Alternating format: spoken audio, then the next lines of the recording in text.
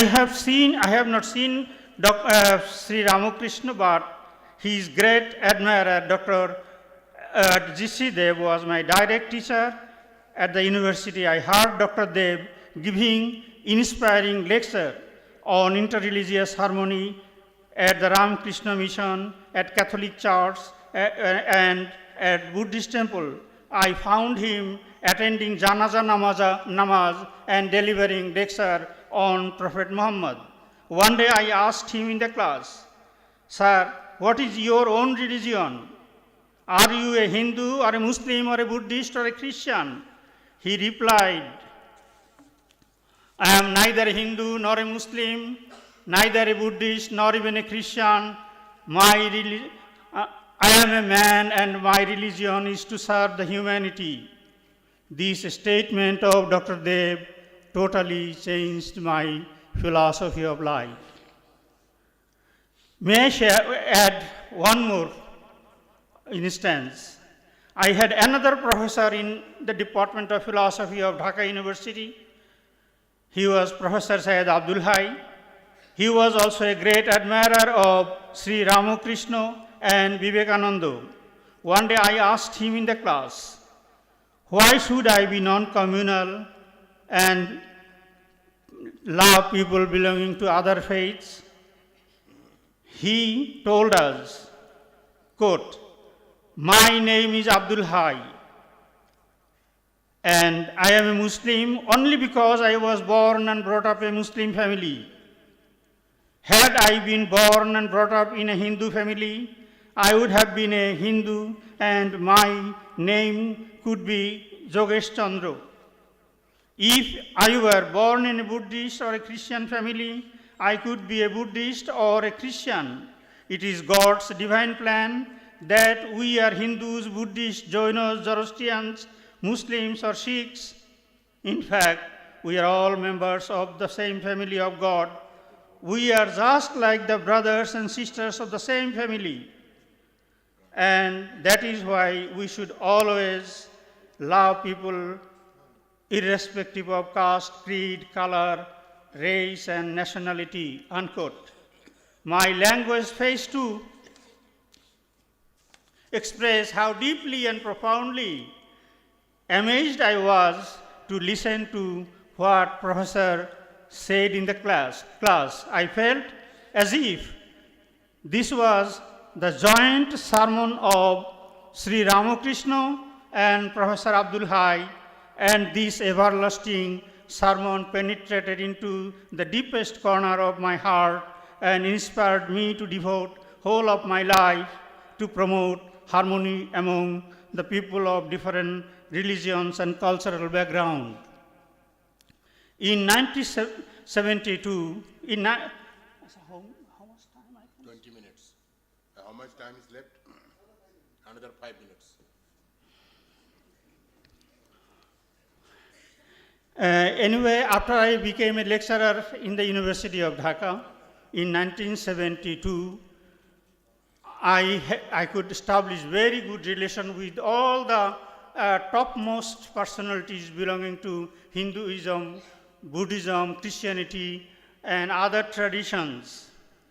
And you'll be glad to know all the personalities I came across, they were great admirers of Swami Vivekananda and Sri Ramakrishna Paramhansa.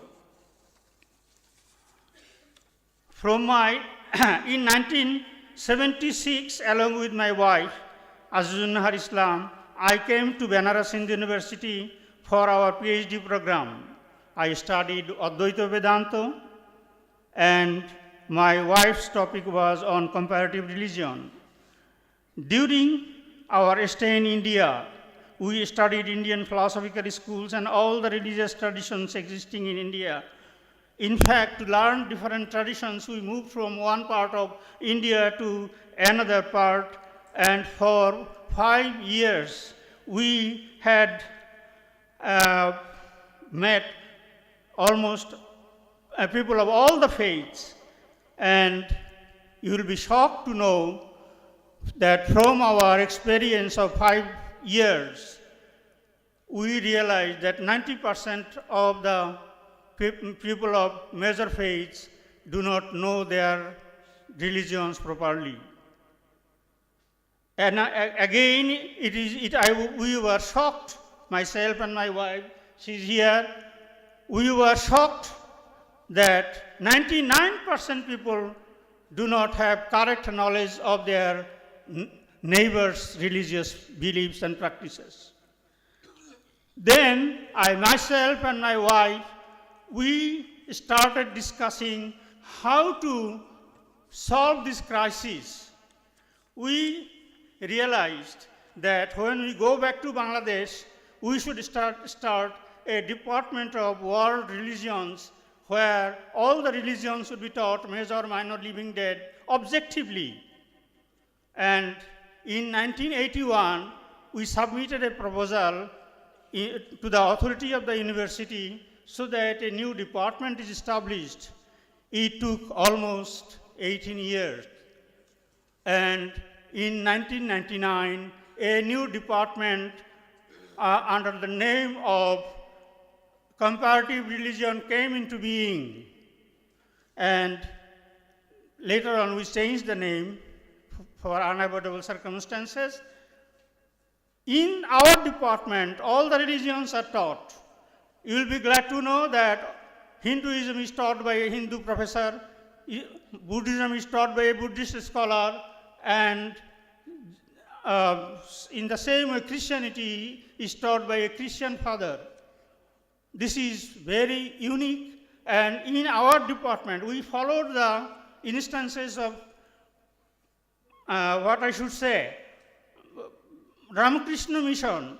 In Ramakrishna mission, I'm sure you all know that Ramakrishna mission of Dhaka celebrates Janmashtami, celebrates birthday of Jesus Christ, Prophet Muhammad, and Gautam Buddha.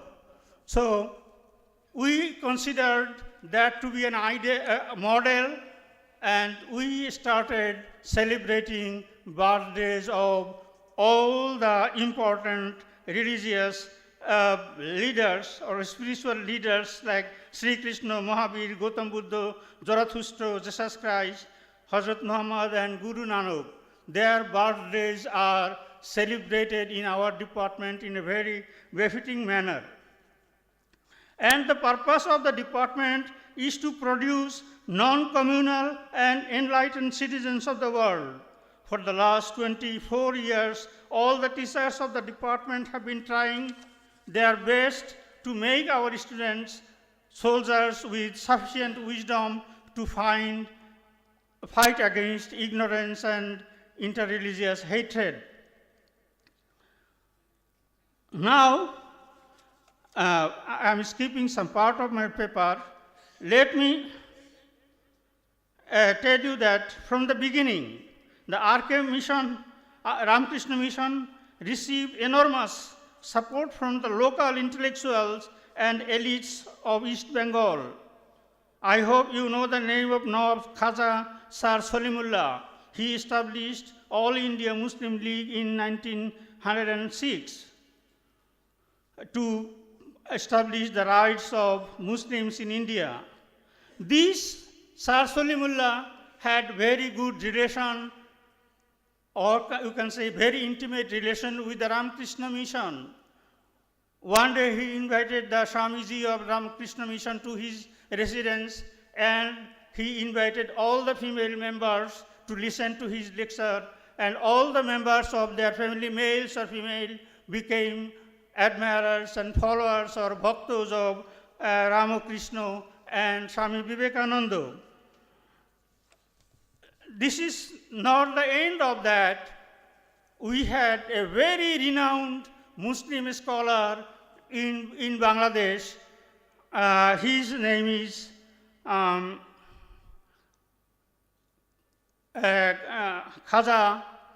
Hasanullah.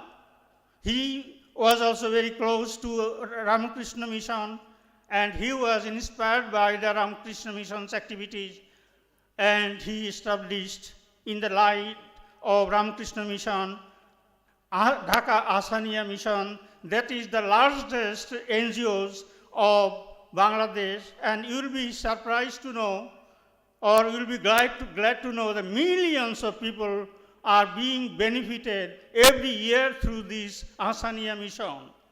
And may I most humbly submit that had there been no Ramakrishna mission in Dhaka, this Asaniya mission would not have been born. And much in the same way, I can tell you that had there been no Ramakrishna mission in Dhaka, the Department of World Religions would not have been born.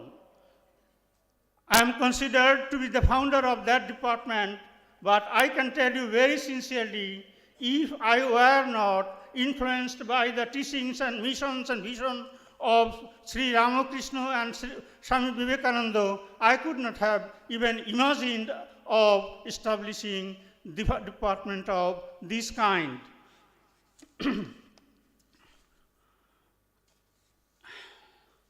My wife sent me a small note that I should mention my experience of Parliament of World Religions that was held in 2015 in Salt Lake City, USA. But I do not have any time, but I can tell you very sincerely that it was a fantastic experience, and this humble Qazi Nurul Islam could present a paper on a great scholar of Bangladesh. Anyway, before I conclude, I would like to state, I would like to salute, I repeat, before I conclude, I would like to salute all the Swamijis, old or new, who dedicated their lives in promoting the teachings of Sri Ramakrishna and Swami Vivekananda. I salute them all, particularly because they have been serving the world as ambassadors for peace. I consider them to be ambassadors for peace, and let us give them a big hand. All of them are ambassadors for peace. Thank you very much. Thank you, thank you, thank you.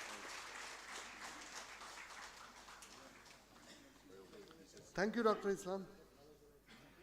At this stage, I would like to welcome Sri Vishesh Ravi, who is the MLA from the Karolba constituency, who is with us right now.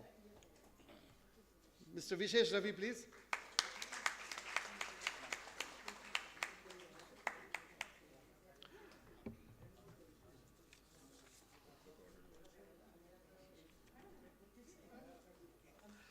Shri Lakshmi Nivas Jhunjhunwala is an industrialist and educationist in the true sense of the term.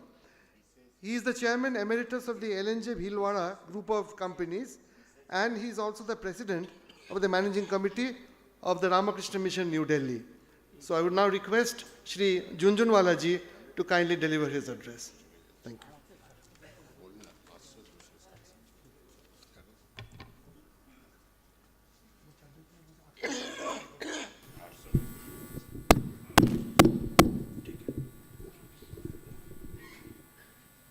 परम श्रद्धेय आदरणीय स्वामी सुबीरानंद जी महाराज, जो आज Ramakrishna mission के 2200 सन्यासियों को, जो देश विदेश में फैले हुए हैं, जापान से लेकर दक्षिण अमेरिका तक, उनको प्रेरणा देने वाले डॉक्टर करण सिंह जी, इनको मैं क्या बोलूं, डिप्लोमेट बोलूं, स्पिरिचुअल लीडर बोलूं, स्कॉलर बोलूं, राइटर बोलूं, तो और मेरे तो परम मित्र हैं। मेरे आग्रह से योग वशिष्ठ, जिसको लोग बहुत कम जानते हैं, यद्यपि वाल्मीकि के रामायण के बराबर का वो भाष्य है, तो मेरे आग्रह से उन्होंने इंडिया इंटरनेशनल में इसका एक आयोजन रखा।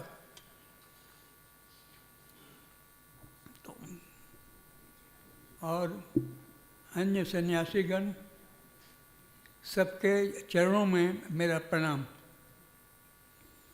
आज जो हम पीस की बात कर रहे हैं, जबकि सारी दुनिया में संघर्ष हो रहा है, रक्तपात हो रहा है।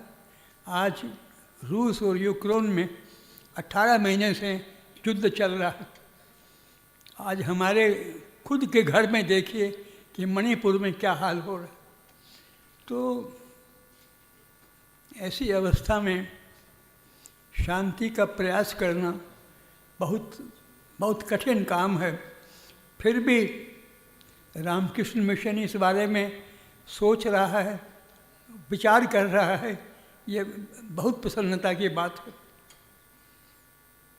जब हम पीस की बात करते हैं तो पहली बात जो मेरे ध्यान में आती है कि आज हजारों वर्षों से धर्म के नाम के ऊपर जितना रक्तपात हुआ है, जितना संघर्ष हुआ है, ये बहुत चिंता का विषय है।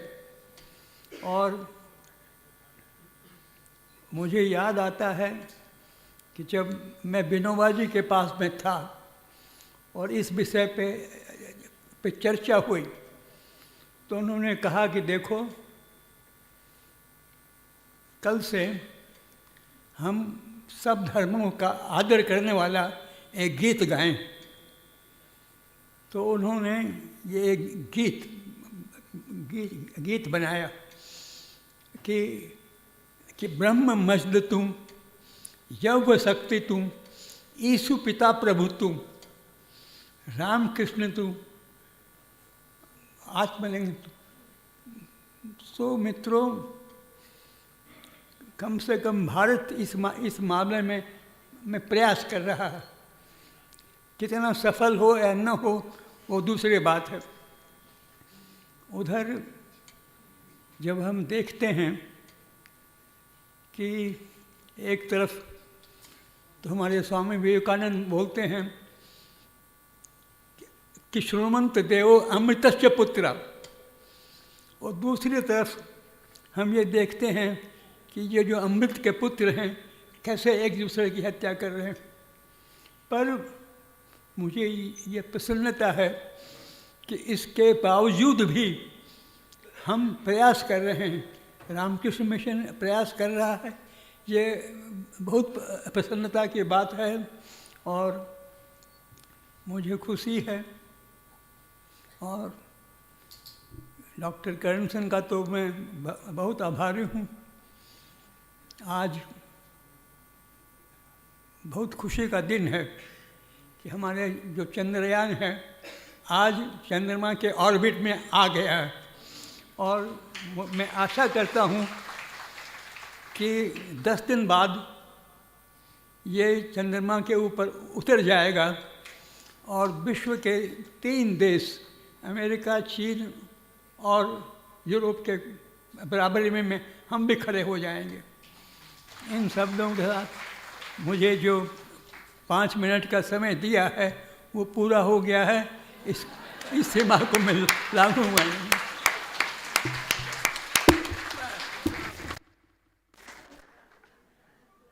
बहुत बहुत धन्यवाद लक्ष्मी निवास जी, हम आपके आभारी हैं, आपने कष्ट करके यहाँ आया। Now moving on, our very dear Swami Satyamayananda Ji Maharaj joined the Ramakrishna order in 1988. A former editor of Prabuddha Bharat, he was also the head of our Kanpur center for a number of years, and then also as an acharya at our training center at Belur Mutt. A prolific writer and thinker, Maharaj is now the minister in charge of the Vedanta Society of Western Washington at Seattle, USA. Maharaj.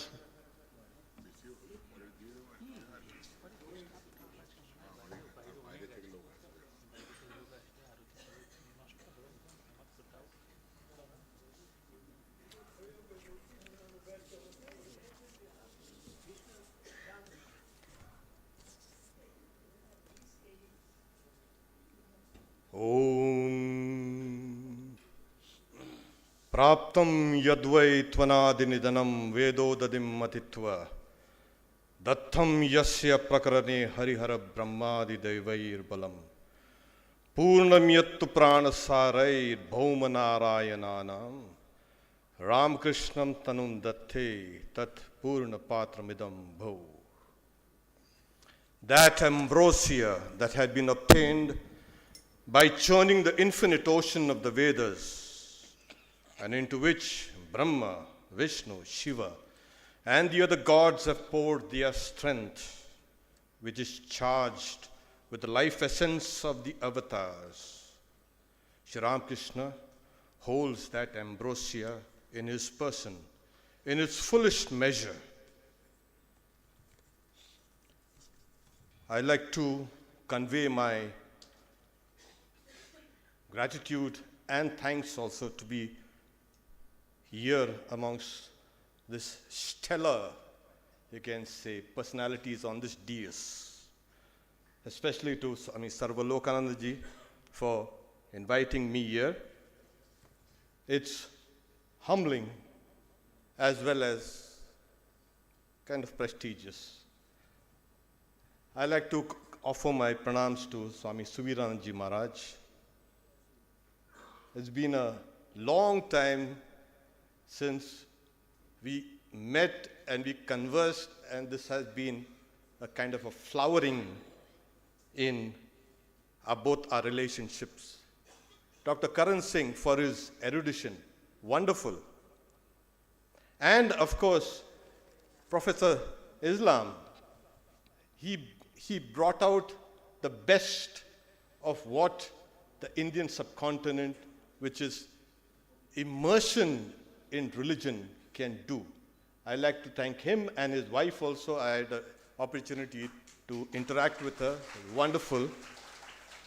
Shantatmanji is, as I say, the senior, but he is more like an elder brother to me. Thank you, Maharaj. And Junjunwala, I reminded him that one time I had taken him around to Calcutta, where we went to all the places where Shri Ramakrishna used to go. And I especially liked that Jan Bazaar, which we had gone together, and he was delighted that he appreciated it that time, and he still remembered it now. So peace and harmony. And as we have seen, Dr. Karan Singh speaking, and Dr. Junjunwala also, that despite this peace and harmony, there is no peace and harmony. But it's an ideal we've got to struggle for. Peace and harmony. Let's put it hyphenated, peace, harmony. It becomes convenient. Because where there's peace, there will be harmony. And where there's harmony, there will be peace. So it's hyphenated. Nothing in this world exists in a vacuum. And whether it's a seen or the unseen, everything has a kind of a continuity. Everything follows this law. The second aspect of this law is everything is networked. There is no thing that exists independently, alone, by itself. Everything is connected. It's not only just your mobile phones and your internet. The life is networked. Otherwise, life would not be possible. The third law is everything evolves. So you put this peace, harmony into this context, into these three laws, and you can find that it will have to grow and evolve, and it has to network. It's not going to fall down out of the skies. And we've tried praying, and it's not helped. Like, we're talking about the Ukraine war and so these civil wars, and even our daily lives are full of violence. And we have become so pugnacious the idea of adjustment is simply disappeared. It starts from there. And then when it grows and grows into global dimensions, then you have these global events like these wars. Global peace is dependent on this globally networked factors.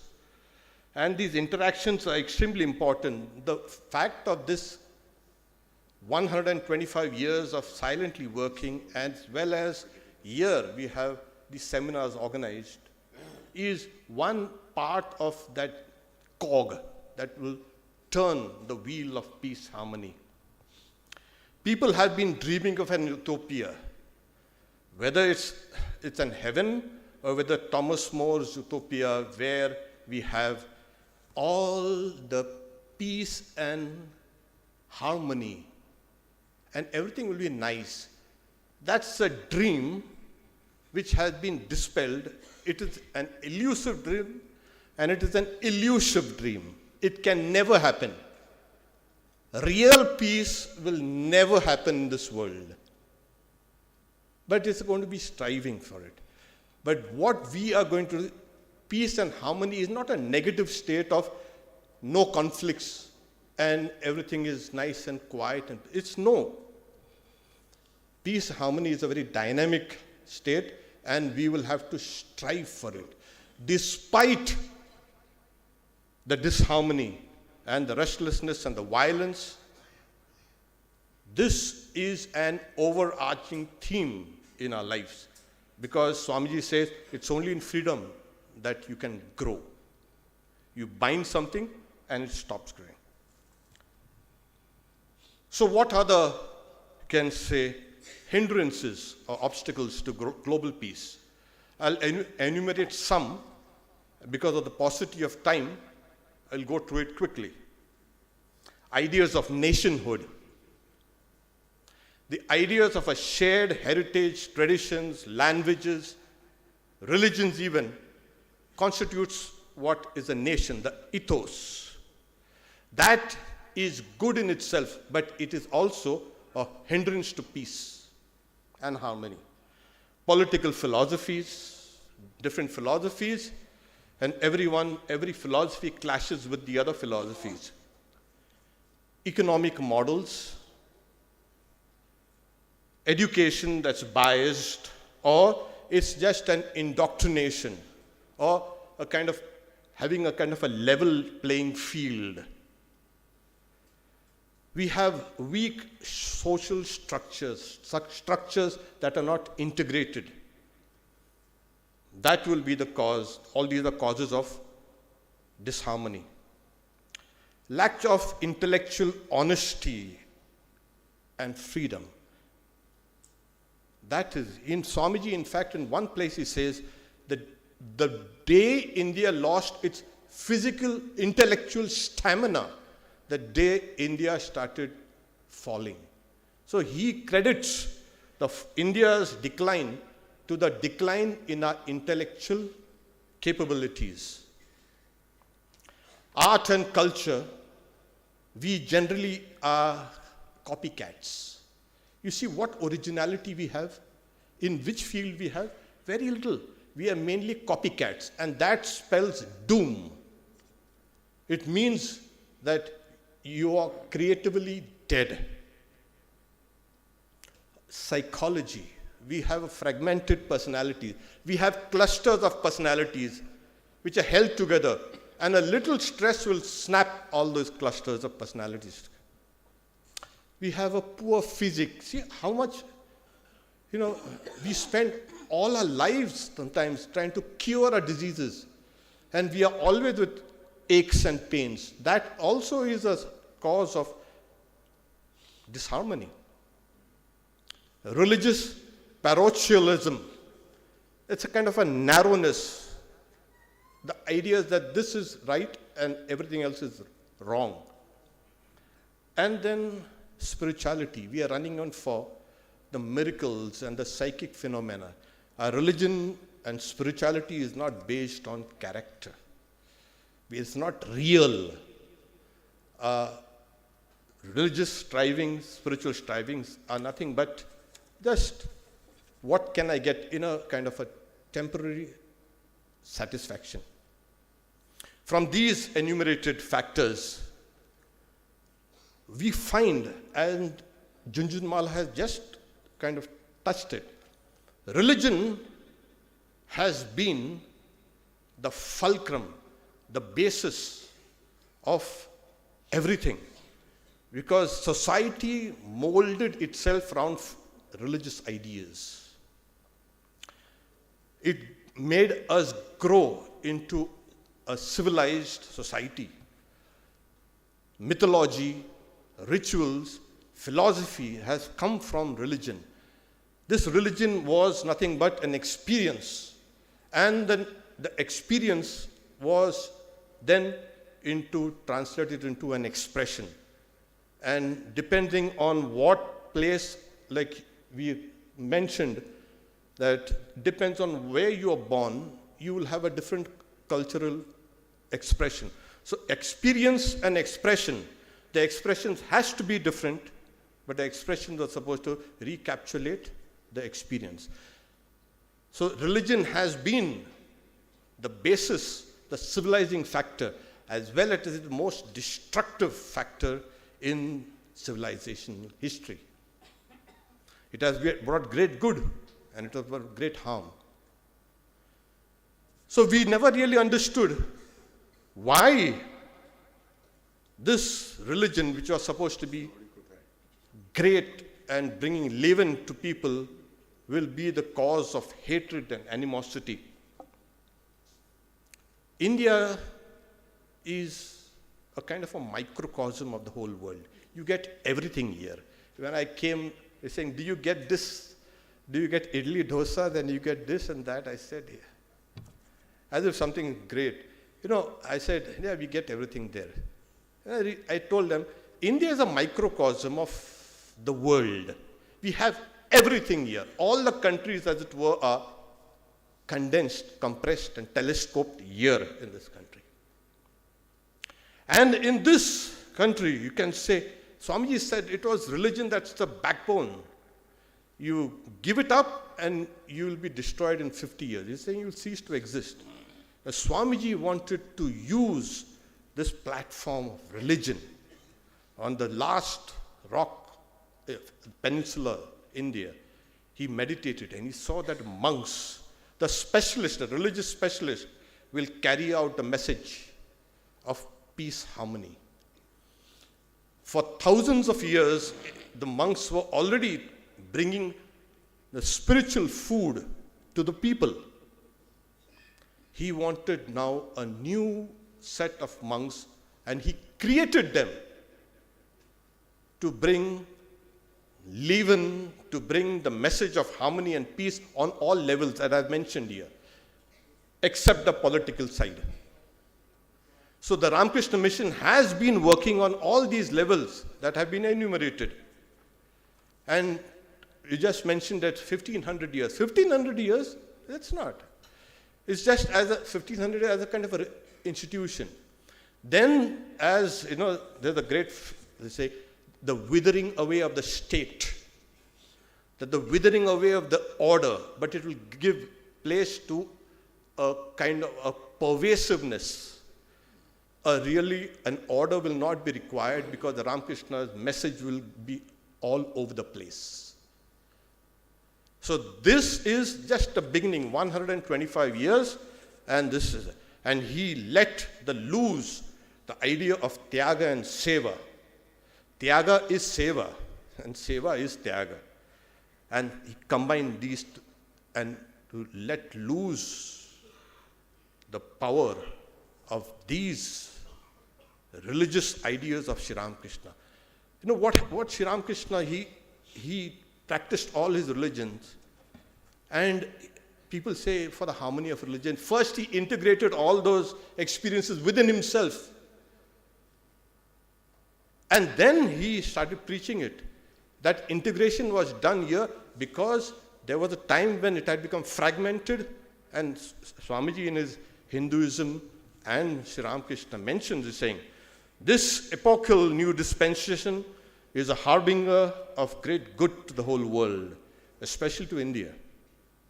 And the inspirer of this dispensation, Bhagavan Sri Ramakrishna, is the reformed, remodeled manifestations of the past great epoch makers in religion. Oh man, have faith in this. And Swami Sharadananda Sharat Maharaj found it convenient and important enough to include this Swamiji's work in his Leela Prasanga. So we have, saying Swamiji says, India, if it has to rise, it has to rally around the name of Ramakrishna. And he also says, the Ishta Devata of India is Ramakrishna. And this is what we come here. If religion was the cause of great creativity and efflorescence, and as well as destruction, the remodeled idea of religion, now which is centered in Ramakrishna. And Ramakrishna is also identified with India. So in one brilliant stroke, Swamiji, he joined Ramakrishna, India, and the work of religion. This will be the new religion. And as he has said, Stapakaya Dharmasya, exactly it is this. There will be a great future for those who come here to take up these ideas. As it was mentioned, Atmana Mokshartam Jagatitaya. There are a lot of definitions of religion, plenty. But one of the things, according to me, is religion is what you act out.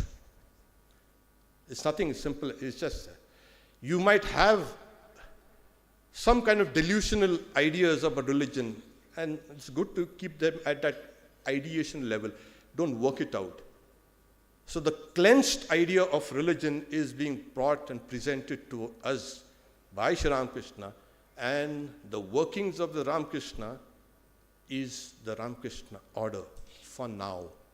And those who come and will be blessed by this, can say, work, will bring in the future peace, harmony in the world. As I said, there will always be violence, there will always be destruction. But despite it, there will be an overarching element of this work towards peace and harmony. So as we work, as the Ramakrishna Mission works on these various levels, individual and the collective, we will bring in a new type of global order. And that's what the work was. Saying Stapakaya Dharmasya Sarva Dharma Swarupi. A new order will be coming into being, and India will be the focus, and the focus will be Ramakrishna, and with his great philosophy of the harmony of religions. I once again thank Swami Sarvalokananda for inviting me here, and all the respected and dear guests to be amongst them, and to you all, thank you very much. Om Shanti Shanti Shanti Harihi Om Tat Sat.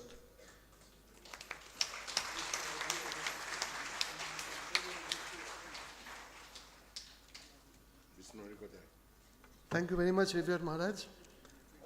I will now request Shri Vishnu Murari Chattopadhyay to present a bhajan here, and he will be accompanied on the tabla by Shri Siddharth Bhattacharya.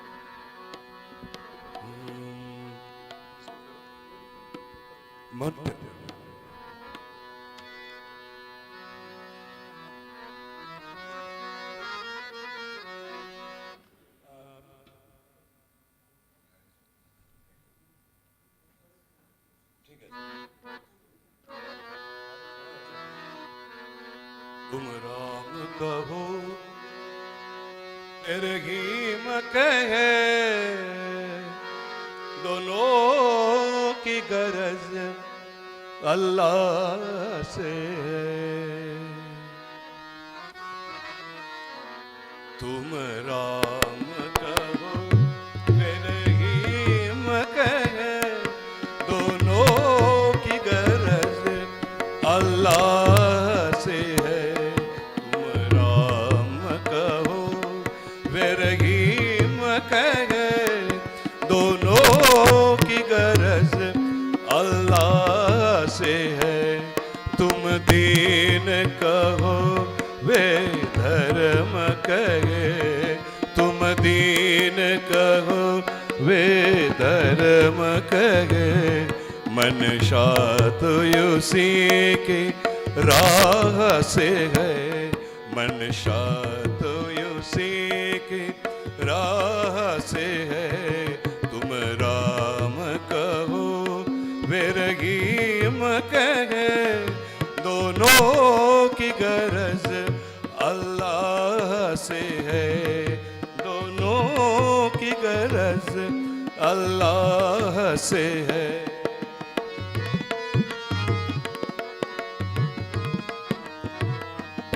तुम इश्क कहो वे प्रेम कहे, तुम इश्क कहो वे प्रेम कहे।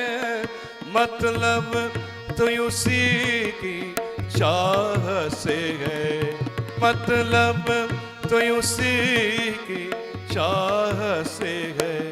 वह योगी हो तुम सालिक हो, वह योगी हो तुम सालिक हो।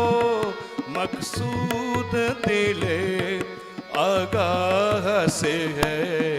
तुम राम कहो वे रहीम कहे दोनों की गरज अल्लाह से है। तुम राम कहो वे रहीम कहे दोनों की गरज अल्लाह से है।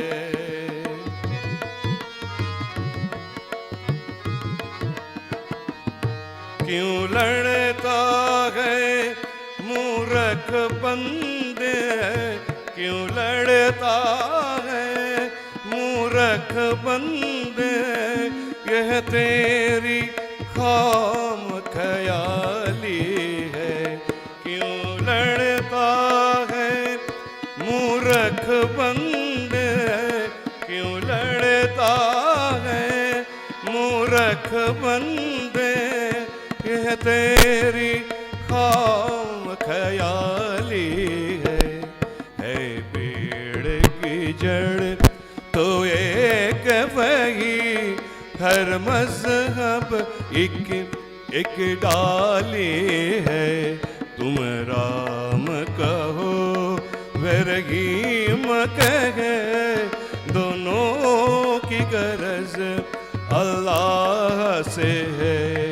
तुम दीन कहो वे धर्म कहे, तुम दीन कहो वे धर्म कहे। मनशा तो उसी की राह से है, मनशा तो उसी की राह से है। तुम राम कहो वे रहीम कहे दोनों की गरज अल्लाह से है। दोनों की गरज अल्लाह से है। दोनों की गरज अल्लाह से है।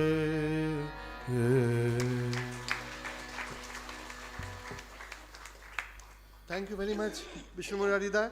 Your song very well captured the mood of this seminar, I thought.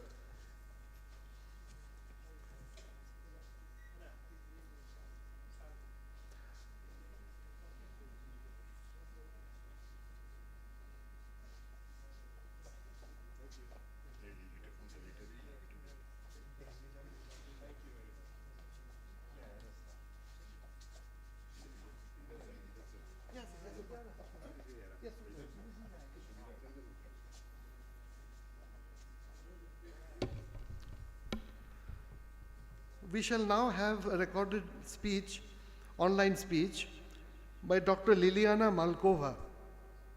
She was the former secretary of the Ramakrishna Society of Vedanta Center in Moscow, Russia. And as Swami Sarvalokanji Maharaj also told you, she was one of the, she is rather one of the pioneers of the Vedanta, Ramakrishna Vedanta movement in Russia. So it will be displayed on the screen. Our only request is that, since she is a Russian, you may not be too familiar with the diction of our English, which is beautiful in any case. So you have to listen very attentively. Okay, thank you.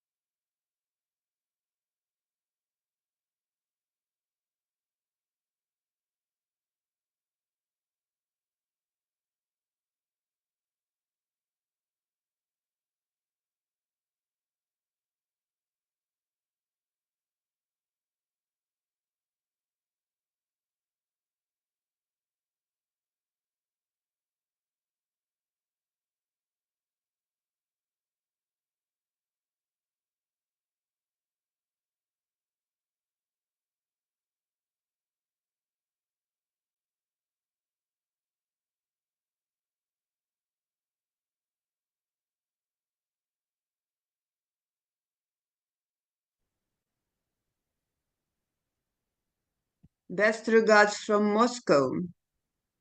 Revered chairman of the conference, ladies and gentlemen, dear friends, may I first thank you all for this opportunity to speak at this meeting. They asked me to record my address beforehand, but I hope I shall join you online if internet permits me. I take this anniversary as a chance to exchange our thoughts about past experience and present problems of the Ramakrishna mission, now acting in so many countries and almost all continents. Russia is one of the many, and Moscow Center may be taken as a new one in the long line. I think it is significant that Swami Vivekananda started his work in the West a bit earlier than in India. And we can see that some of the problems he faced at that time are still valid now. Just a few people dealing with Oriental studies had any clear idea about Vedanta in the end of the 19th century. While the fashion for spiritism and mysticism and extrasensoric experience had already started in the high circles of the West. This is the same fashion now, but I mean here Blavatsky and Theosophists and of course those colonial lodges where that tried to find supporters among locals in the end of the 19th century. They all believed in one spirit and started to mix Vedic terms and ideas with those of Judaism and Christianity and invented their own rituals. On the other hand, I think we must thank them all. They tried their best to find some universal ideal in the end of segregation and social and national suppression. But on the other hand, we also know that they were not so happy with the clear message of Advaita delivered by Vivekananda in the West, nor with his open classes of Vedanta and the very term of practical Vedanta. Secrecy formed the basis of their existence of these esoteric circles, while the open access to the truth free of charge still continues to be the most important Vivekananda tradition in Vedanta centers out of India now. Before I turn to the demands and challenges of the present time, I would like to drive your attention to the differences of the national context in the countries where Ramakrishna Vedanta centers started to open in the last century. I think the Advaita idea of freedom gives the best ground for the realization of personal and national independence. And it is no wonder that in the Great Britain, Vedanta Center was registered much later than those in the United States of America, where the memory of being a British colony was still vivid. The atmosphere was more liberal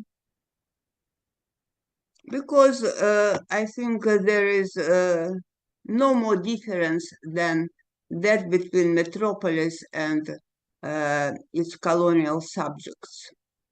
The context of the Soviet Union, my country, is again beyond any comparison. Initially, we see in Russia the same flourishing spiritism as in the West. I mean the time of Chicago Address, or in 1912 when the four yogas by Vivekananda were first translated into Russian. But later, the socialist epoch has changed the country a lot. And in a way, we see that many ideas of Swami Vivekananda were put into practice, such as the system of priorities, first food to the hungry, free medical help for all, free access to education to everybody. All these and the principle of self-sacrifice were incorporated into the new morality in the Soviet Union, and it corresponded with the guidelines given by Swami Vivekananda for the mission. It doesn't mean that the communist government followed the teachings of Swamiji, but it does mean, I think, that the spiritual revival manifested by the advent of Sri Ramakrishna was really universal, embracing all cultures and continents. It is the reason of the similarity of ideas and ideals we find in different national movements and social forces. This urge for freedom and independence was the main drive on personal, national, social levels everywhere, I think, in the last century. No wonder that Vivekananda himself expressed his sympathy for socialism. No wonder as well that in the 1930s, Tagore and Ramakrishna praised the policy and social modernization of the Soviet Union when they visited the country. It was at that time that the life of Ramakrishna and the universal gospel of Vivekananda by Ramakrishna were translated and published in Russian. The beginning of the 30s, I must say, was what was called by the Communist Party here the godless 5 years. Still, the ideas of Vedanta were at least acceptable then, we can say. And the reason of this acceptance, I think, was the clear anti-clerical pathos of Swamiji. But the religious nature of Vedanta was never accepted in the USSR. In the second part of the last century, another round of communist fight against religion started. And though it was targeted mainly against Orthodox Church, any religious was victimized. And any teaching connected with the word God was considered to be harmful. one could be arrested for religious propaganda. And at that time, those very books by Raman Roland were prohibited and extracted from public libraries. And that very policy continued till the time of Gorbachev perestroika, that is the end of 1980s, when in the atmosphere of political pluralism, the concept of God again got some place in the public mind. I tell all this to drive your attention to a very special context of the time when a Swami from the Ramakrishna mission appeared in the Soviet Union in 1990. There was firstly a scientific demand to resume studies of Vedanta. We had a strong Oriental Institute and two specialists in Indology, Dr. Rybakov and Professor Chelyshev, started some joint researches with the Institute of Culture of the Ramakrishna mission. Then they approached Swami Lotushvarananda, requesting to send a monk for Sanskrit studies to Moscow. Now I think they were the first people to feel the need of Vedanta to oppose the Western consumerism and money-making ideals, which were quite new to our population in the end of the century. When Swami Jyotirupananda came to Moscow, the country was in deep economic crisis, and I think it was a personal challenge to him. The Academy of Sciences had no budget funds. It meant nobody in scientific circles was able to take care of the Swami, and he was left to himself at the mercy of God. He didn't have even pocket money for food and flat rent. He was completely dependent on donations and by chance visitors. At that time, Swami Bhavyananda from London came and helped us a lot. With his money, 2 apartments were bought, one for Moscow and another for the St. Petersburg Center. In 1991, when the Soviet Union was in ruins, Russia got a new constitution, new money, and galloping inflation. It was in this condition that Swami Jyotirupananda tried his best to organize some work in both cities, and that year I got acquainted with him. I found him in a small 3-room flat on the ground floor of an apartment house. He was surrounded by a strange sort of people. Most of the visitors had some personal problems and hoped to get solution from an Indian sage. Others had some mixed idea of yoga as they frequented at the same time to Krishnaites, Sahaja Yoga, Tantra, Transcendental Meditation, and such new to Russia spiritual movements of Indian origin. Roerich followers were also there, and the first public lectures our Swami made were conducted at the Roerich Center.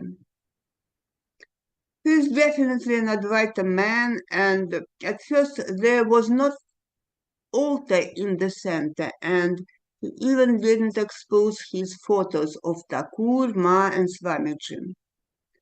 He looked indifferent to rituals, though he kept his meditation hours 3 times a day. Generally, people regarded him as a great mystic and soon were eager to render some personal service to him as they thought it spiritually beneficial.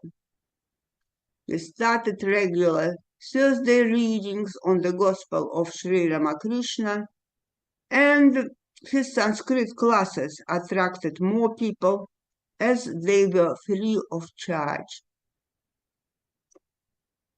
But when the general state of Russia became more or less stable, it was necessary to legalize this work. And to register a religious society turned out to be a twofold problem. On the one hand, most of the people who frequented to the Swami and had enjoyed his hospitality in India even, were not at all ready to be formally engaged in any such organization. Again, I had to turn to those scientists who had originally invited the Swami and then actually neglected him. It was in 1993 when nobody knew how things would turn after the revolt in Moscow.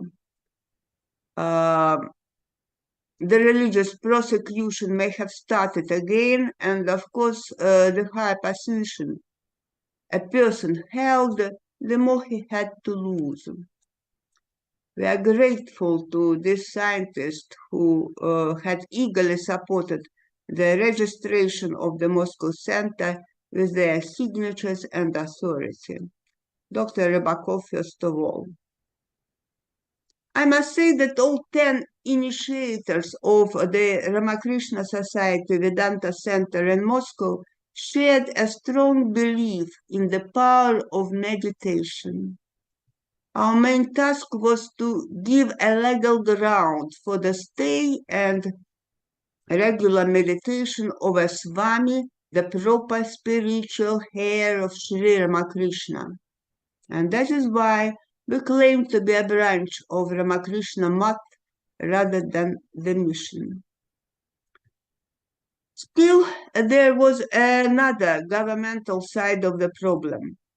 The city authorities insisted that our center should be registered as a non-commercial organization, but they refused to recognize its religious nature. We had to appeal to the parliament of Russian Federation. I think it would not be possible to do without mutual assistance of our good friend Dr. Purabi Roy from Calcutta and Mrs. Pasinchuk from Foreign Affairs Committee of the Parliament. She was a good friend of Swami Lokeshwarananda. Still, I think it was a unique case that the registration matters continued for almost 2 years, and we got it in 1995 only.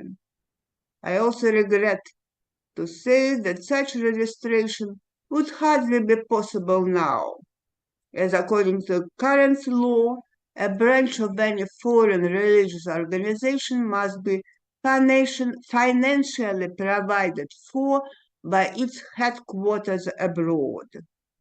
And of course, we have never got a penny from the Ramakrishna Math. I have covered the initial stage of our work in Russia in such a detail because it was a good lesson to me personally. Nowadays, in the internet epoch, one can find a vast menu of Tantra, Mantra, Veda, Vedanta teachings and online classes. They can't do anything when they refer to the Ramakrishna mission doing their teaching or healing business. So one can expect, I think, a further transformation of ideals. And it will be a growing challenge to the activities to our centers, especially outside India. The English language has become an important medium for the global access to the Ramakrishna Vivekananda heritage. Among many important books in English, I would like to mark the work of Swami Chaitanananda and his assistants in the USA.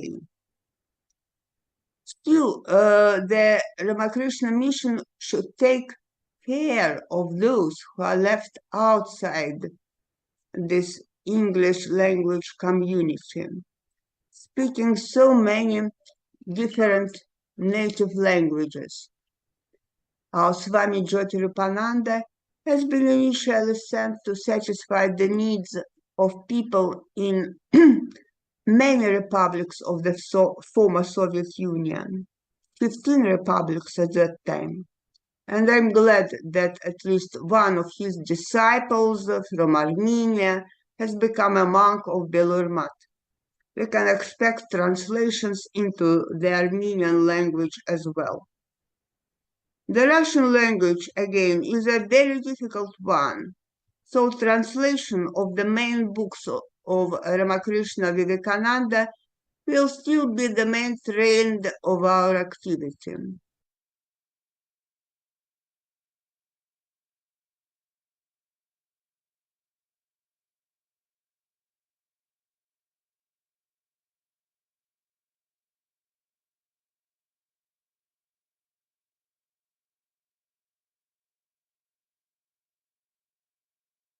She's 75 plus, and at this age, we are very happy that she could send her speech within a short time. Thank you. And now moving on, we now have the address by Professor Azizun Nahar Islam. She is the Professor of Philosophy at Dhaka University, Bangladesh.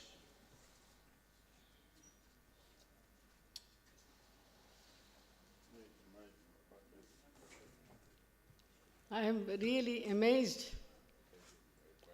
that I have lost my words how to express my gratitude to Maharaj to invite me to this holy and very precious program.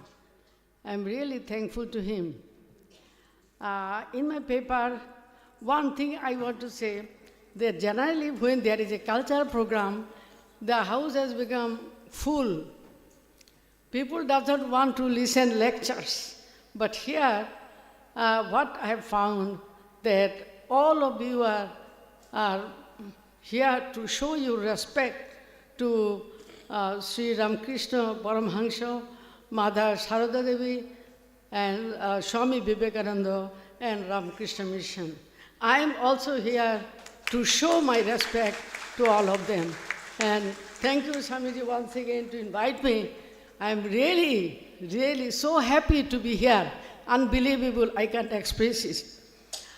In my paper, just I am going to read that I have written on activities of Ramakrishna Mission, some teachings of Swami Vivekananda and Sri Ramakrishna Paramahansa.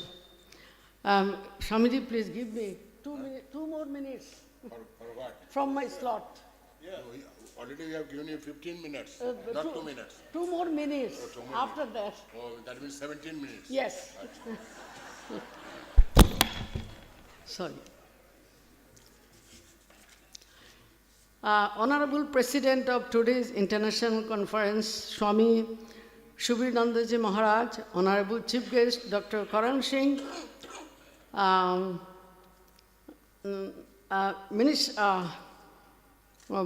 eminent, an eminent scholar and a former union minister. Today's guest is absent, all of you know it. Swami Satyamayanandaji Maharaj from USA, Dr. Liana Malkova from Russia, Swami Shantatmanandaji Maharaj of Haryana, Swami Sarvalakhanandaji Maharaj, Secretary Ramakrishna Mission, New Delhi, sisters and brothers, Namaskar, Assalamu alaikum, and good evening to all of you. The Ramakrishna Mission and Ramakrishna Math are two joint institutions known throughout the world for promoting harmony among the followers of different religions and for advocating all-round progress of human faculties, irrespective of color, creed, gender, race or nationality. This institution is meant for one's own liberation and at the same time for the good of the entire world. In 1897, Swami Vivekananda established the Ramakrishna Mission in Kolkata, and this has, at this moment, 208 centers all over the world. Of those centers, 157 are in India, 15 in Bangladesh, 14 in USA, and rest are other parts of the world. Ever since the Ramakrishna Mission was formed in Bangladesh in May 1899, it has been involved with the multifarious services which cover different areas of human need and social welfare. Those include promoting education, providing healthcare service, supporting rural developments, assuring self-employment, guaranteeing women's welfare, promoting interfaith understanding, extending services towards moral development, and selflessly distributing reliefs to the victims affected by the natural calamities. It is worth mentioning that all the activities of Ramakrishna Mission are conducted with utmost sincerity and total dedication of the spirit of human beings as the embodiment of Almighty God.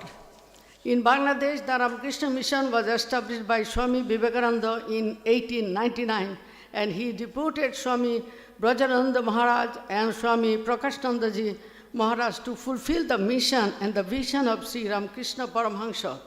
In Bangladesh, this internationally reputed organization has been quite successfully involved with unique services for the last 123 years, and its enormous and praiseworthy contributions, particularly in the field of promoting education, is remarkable. I am immensely thankful and grateful to the Almighty God for giving me the opportunity to be actively involved with this epoch-making organization for about 4 to 5 decades. Wherever and whenever I have the occasion to visit Ramakrishna Mission, either in Bangladesh or in India, I have a beautiful and pleasant feeling. I remember the famous piece of Persian poem, Agar Firdaus Baraye Jaminosto Haminosto Haminasto Haminasto. I think most of you know it. If the heaven has come down to the earth, anywhere, it is here, it is here, it is here. That is the Ramakrishna Mission. I should mention here that the distinguishing feature of Ramakrishna Mission all over the world is that the dedicated services of all the Swamijis, as well as the devotees and other aspirants of Ramakrishna Mission, has earned reputation from all the corners of the world. Though unfortunate, modern education, both in the East and the West, is most career-oriented and cares very little for the cultivation and inculcation of moral values or the formation of true human character. But in Ramakrishna Mission's educational scheme, particularly character building, gets topmost priority. During the last few decades, the Ramakrishna Mission and centers of Bangladesh, especially the Dhaka Center, have been organizing value-oriented educational seminar. In this seminar, mainly educationists and religious practitioners are invited to share their views on moral education and how to promote harmony among the people of different faiths. For long, the Ramakrishna Mission in Bangladesh has been seriously involved with an endeavor to create genuine human being by ensuring value-based and character-oriented education in the truest sense of the term. It gives me immense pleasure to share with the learned and distinguished audience of the evening that, to the best of my knowledge, all the centers of Ramakrishna Mission, not only of Bangladesh and India, but all over the world, are putting special emphasis on value-oriented education so that a potential man turns into an actual human being. It is considered to be a commonly accepted view that the physical, intellectual, emotional, and ethical integration of the individual into a complete man is a broad definition of the fundamental aim of education. The end and aim of all education is to make the man grow in the truest sense of the term. Modern education does not teach self-control and how to be in harmony with others. It is quite praiseworthy that man-making or character building is fundamental in Ramakrishna Mission's educational scheme.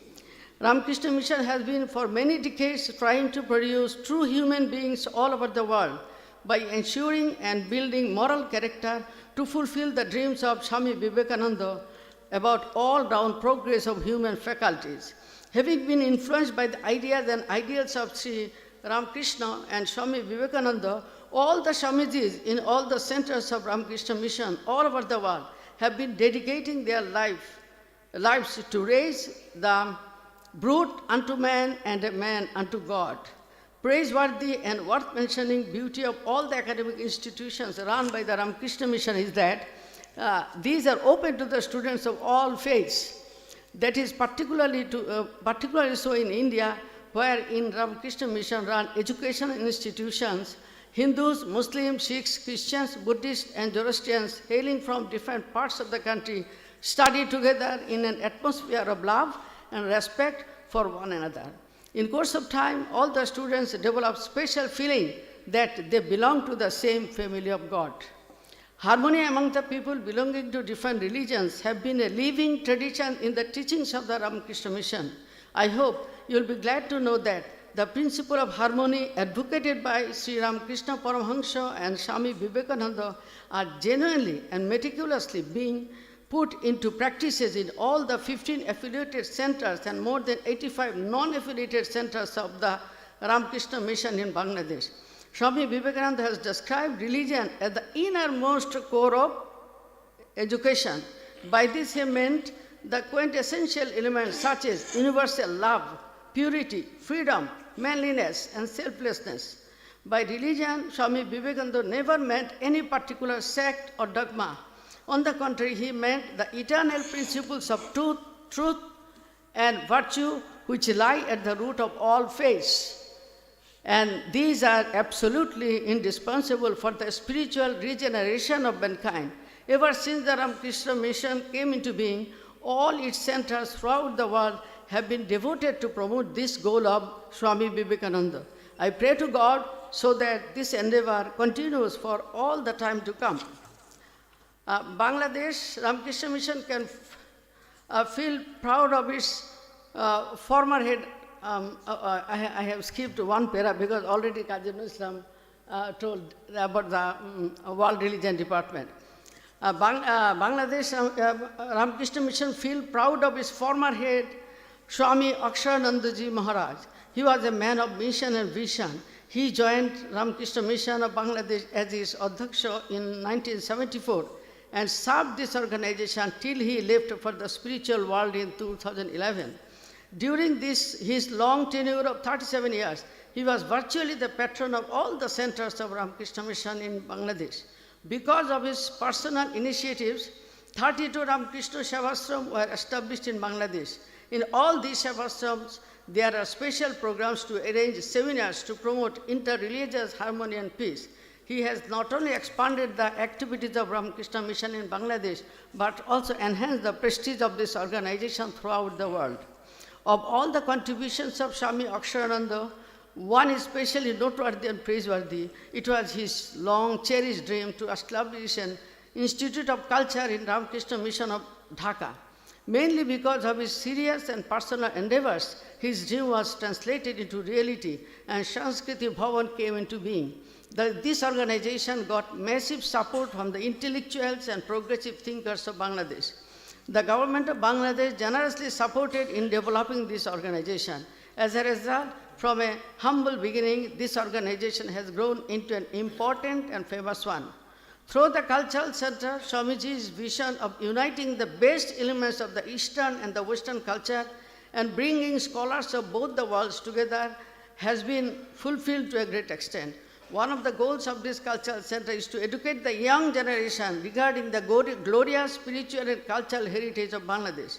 You'll be glad to know that within a short space of time, this center has developed into a sophisticated computerized library with more than 100,000 rare books and hundreds of periodicals. By any definition, this is one of the richest and the most sophisticated private libraries in Bangladesh. There is a guest house in the Sanskrit Bhavan that can accommodate scholars and guests from other countries who are interested in visiting Bangladesh to know her culture and spiritual heritage, as well as be directly involved with the mission and the vision of Ramakrishna Mission. I feel tempted to share with this evening's distinguished audience that quite frequently seminars, symposium, and learned lectures are held on various themes related to history, culture, philosophy, religion, and spirituality, not only of Bangladesh, but also of the entire world. You will be glad to know that women devotees of Ramakrishna Mission in Bangladesh wanted to establish some organization after the name of Mother Sarada Devi. Swami Akshananda took the idea graciously, and with his active support, 2 ashrams were established after the name of Holy Mother Sarada Devi, one in Sylhet and another one in Khulna. Ever since Ramakrishna Mission was established in Dhaka, there have been special lectures every year on Mother Sarada Devi. Many times Swami Aksharandaji invited this humble soul to deliver lecture on the Holy Mother. After attending many programs, I became emotionally attached to her, and I wish I could be her spiritual daughter. I express my thanks and gratitude to Swami Aksharandaji for involving an humble soul like me to this august organization. Besides all this, Swami Aksharananda used to maintain personal contact with all the presidents of the People's Republic of Bangladesh. He had close contact with both the Lady Prime Ministers of Bangladesh.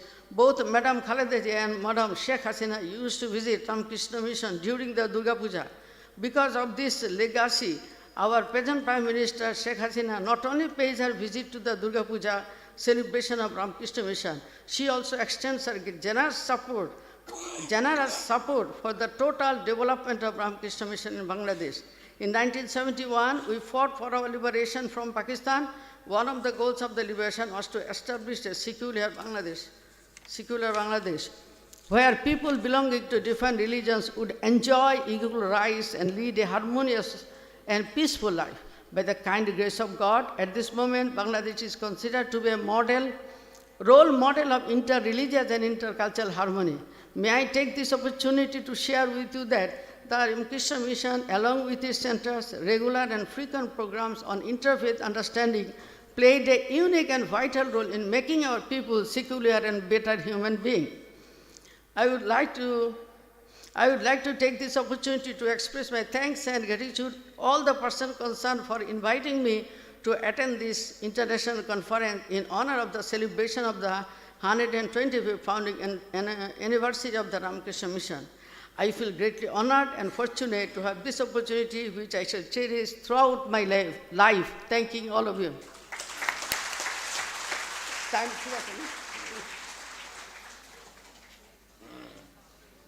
বলুন যে এটা কেনার সময় হয়েছে, আপনারা প্রশ্ন করতে যাবেন না। মহারাজ সব মার্ক করে নিয়েছে, কে কে উঠে গেছে, মজা করে বলুন। ডক্টর আজিজুল নাহার ইসলাম, আপনাকে অনেক ধন্যবাদ। Before we move on to the next speaker, I think we are seeing a lot of our devotees are leaving the hall. Please wait for a few more minutes because prasad will be distributed after that.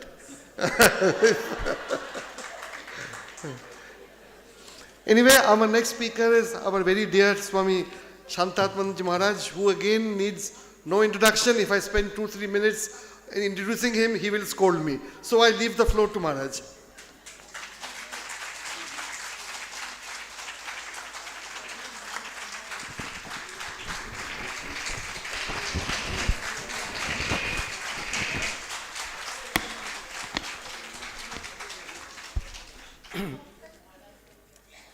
जननीं शारदां देवीं रामकृष्णं जगद्गुरुं पादपद्मे तयो श्रित्वा प्रणमामि मुहुर्मुहुः.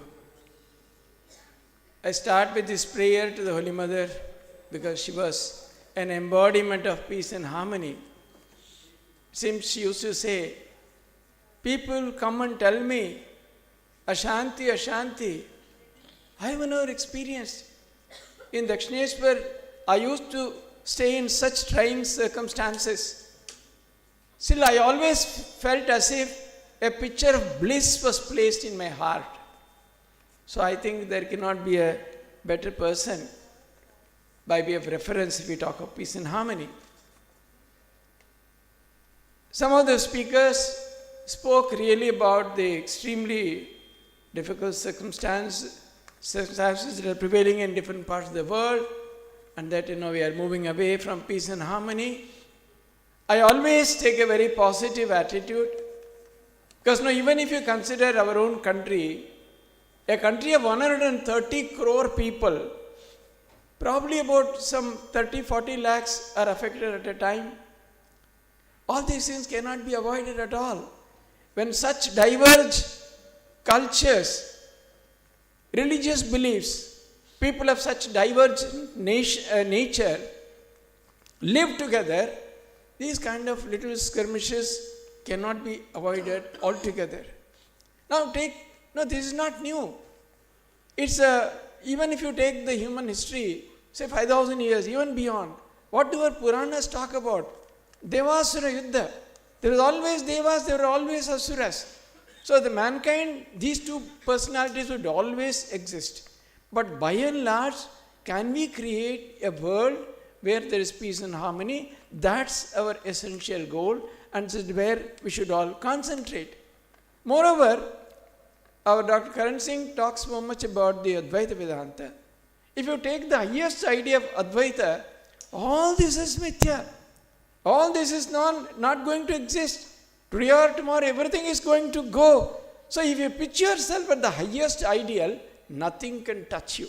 So ultimately, peace and harmony is something one has to feel genuinely inside.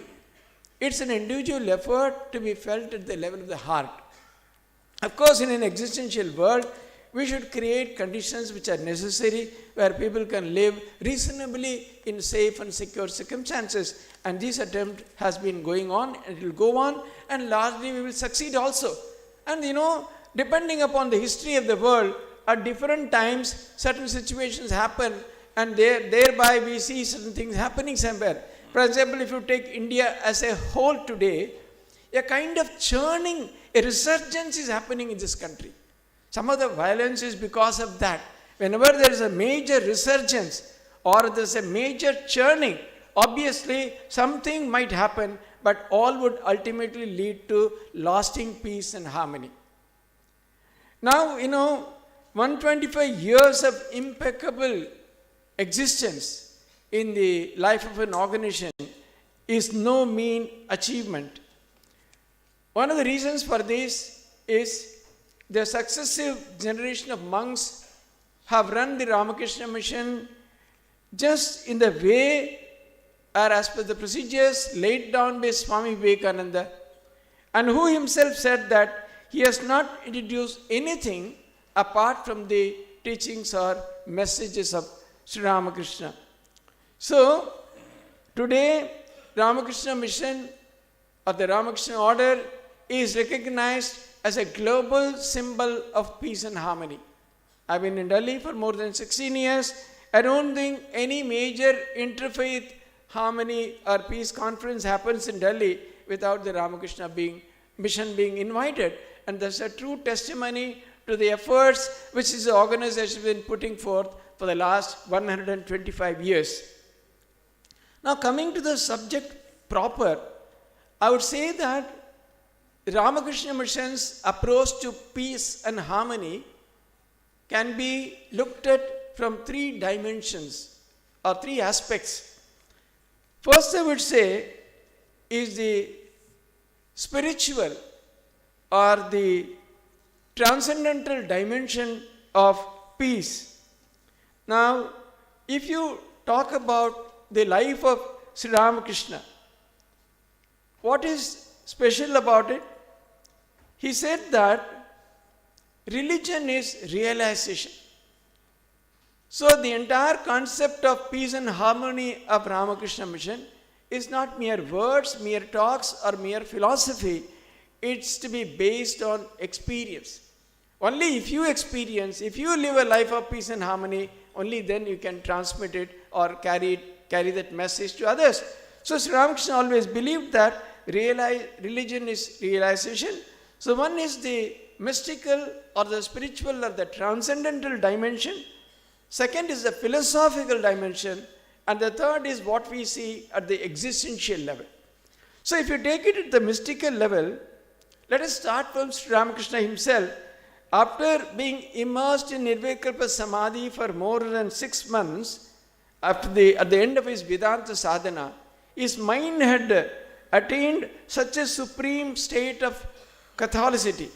He started feeling that all sadhanas ultimately lead to one goal, or the non-dual realization of the truth. At that time, a Sufi practitioner by name Govinda came to Dakshineshwar.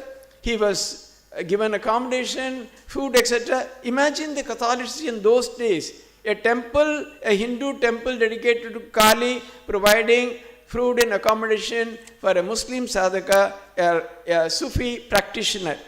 So when Sri Ramakrishna talked to him, he was deeply impressed by his sincerity and he wanted to practice those disciplines. He got initiated by Govinda and then day and night he was chanting Allah's name, his dress, prayers, everything changed. He completely erased his Hindu beliefs or Hindu background and he stopped even stepping into the courtyard of the temple. Even, special type of food had to be provided to him, cooked according to the Muslim tradition, of course by a Brahmin cook. And then, at the end of his sadhana, probably just 3 days, he had the vision of a radiant being, grave and with a long beard. And then probably he instantaneously realized who he was. And then, this is the idea of Sri Ramakrishna's realization of his sadhana according to Islam. And then, probably this again confirmed his belief that all these ultimately lead to the Vedantic idea of oneness. Again, another example, Shambhu Charan Malik used to read out passages from Bible to Sri Ramakrishna. Again, you see, in the Hindu temple, a person dedicated to Hindu belief, a spiritual giant, listening to the reading of Bible. He was deeply impressed by the pure life of Jesus. And he was, whenever any idea possessed him, he used to think constantly about that. So he used to visit one Jadu Malik, who used to stay close to Dakshineshwar. In his parlor, there were many wonderful pictures of saints and gods and goddesses and so on. And when Jadu Malik was not present, his employees would open that parlor for Sri Ramakrishna to sit and relax him some time. So one day his eyes fell on the beautiful picture of Christ on the lap of his mother. In fact, this original picture is still available in our San Francisco Center in America. So as he looked intently at the picture, deeply thinking about Christ, the picture became animated and very soon a radiance, a glow started emerging from the picture that was entering Sri Ramakrishna and completely changing his mind, his attitude, etc. Then finally, he came back to Dakshineshwar and the next 3 days, he was completely immersed in the thoughts of Christ and the Christian ideas, etc., etc. At the end of which, he had in fact, in between, he had a vision of a clergyman offering incense and lights before church in a church before Christ. And then at the end of the 3rd day, when he was going near Panchavati, he saw the figure of a very wonderful personality advancing towards him. He could clearly recognize him as a foreigner. And then slowly, he was of course very handsome, but then he saw his nose was a little flat. And then this figure ultimately merged into Sri Ramakrishna. He instantaneously recognized him to be Jesus, the Son of God, who gave his blood for the mankind. So he asked later on some of the disciples, how was Christ looking when he was alive? So they always said, as per the descriptions available, he had a long or aquiline nose. But later on, three accounts of lives, Christ's picture and his physical appearance appeared. In one it was said he had a flat nose. So, from all this, Sri Ramakrishna accepts the idea, yato mat tato pat, as many paths, so many faiths. Now coming to Sri Ramakrishna, he and his brother disciples in 1886, around December towards the end, went to Atpur, the birthplace of one of their brother disciples, Premanandar Baburam. And one day in the evening, they were intense spiritual mood they were feeling. They gathered logs of woods, lighted a dhuni fire and sat in meditation. After meditating for several hours, then suddenly, when they opened their eyes, Narendranath narrated to them the entire life of Jesus Christ, starting from his birth. At the end of it, they again dived deep into meditation. But at the dawn, they felt that the previous evening was Christmas Eve. So, the Ramakrishna mentioned right from inception, there is a mystical connection with even Christianity, so to say. Now, if you even look at the life of one of our giants, Swami Brahmananda, he was once in Chennai At that time it was Madras, and Sister Devamata, one of the very close devotees of Swami Ramakrishna Anandji was there. She was a Western lady. So Brahmanji told him to arrange for Christmas celebrations at her house on the Christmas Eve. They all went. So Devamata was reading from the Bible. Suddenly she looked at Swami Brahmananda. His eyes were transfixed. It was clear that he had transcended and gone to some other region. Then she stopped reading. There was a stunning silence for about 10 or 15 minutes. At the end of it, Swami Brahmananda said, ask them to continue. It was all over, offerings were done. Then we were all sitting and having prasad. Swami Brahmananji remarked, sister, it was a very blessed day today. She said, what Swami? We are blessed. You have come to our house. She said, no, you don't know. When we were reading the Bible, I saw Christ standing in front of the altar with a long blue coat, and he talked to me. So this is the mystical connection of Ramakrishna mission or Ramakrishna's orders, idea of religious harmony. All our efforts originated from that. So when you talk about the philosophical aspect, it was Swami Vivekananda who clearly established in the World Parliament of Religions the idea of religious harmony, for which he used a beautiful parable of the frog in the well and said, like, we are all like frogs in the well sitting in our own wells and thinking that this much only is the religion and the rest are all meaningless. And then he made the entire audience understand, because originally the purpose of the Parliament of Religions was to establish the superiority of Christianity. But Swamiji conquered the entire Parliament and established a true spirit of harmony. It was largely because of the philosophy and the ideas he talked about, and subsequently he preached it for almost 4 years in the West, and subsequently also all our Swamis in the West and all in India, constantly this preaching is going on at the philosophical level. Now we know in Ramakrishna also, not only he practiced, he clearly said that what was the idea of yatomat tatopat. He said, supposing there is a water reservoir, Muslims draw water from it, they call it pani, the Christians call it water, someone calls it aqua. So, he said the same water is being drawn, but people call it differently. So, the ultimate truth is one, the path is different maybe, but they are all reaching. But of course, the ancient idea, ekam sat vipra bahuda vadanti, is embedded, all these ideas are there. Now, when you come to practice, since inception, Ramakrishna Mission has been positively advocating, setting up interfaith conferences, participating in interfaith discussions, dialogues, etc., everywhere. Not only that, most of our ashramas, they celebrate Christmas Eve. In Delhi ashrama, many of you have attended.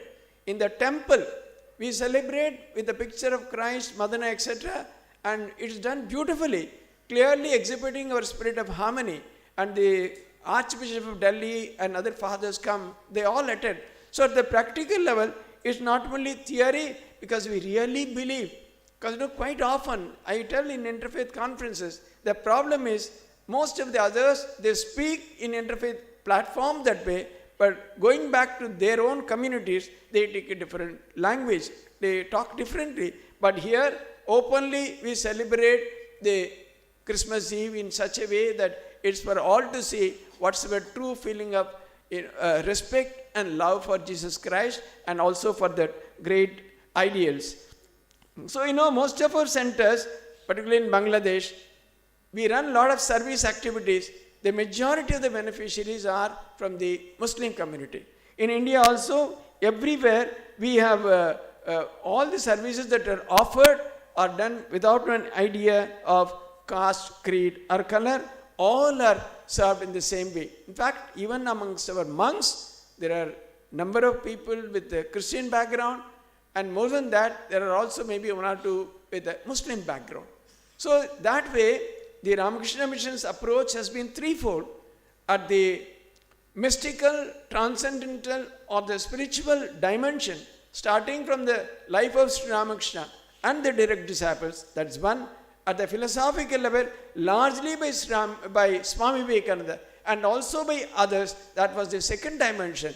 And coming down to the next generation, subsequent generations, all of us have been really putting it into practice in the field of our activities, through our interactions, through our participation, that interfaith harmony is to be established at the level of the practice also. Thank you very much.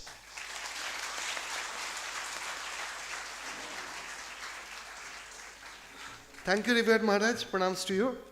And now the time has come for what we have been waiting for, the address by our very dear and revered Swami Suviranandaji Maharaj, who is the General Secretary of the Ramakrishna Mutt and the Ramakrishna Mission, Belur Mutt. Revered Maharaj joined the Ramakrishna order in 1973. After serving in Along in Arunachal Pradesh for long 18 years, first as the headmaster and later as the secretary of the institution, he spent 10 years as the head of our center in Deoghar in Jharkhand.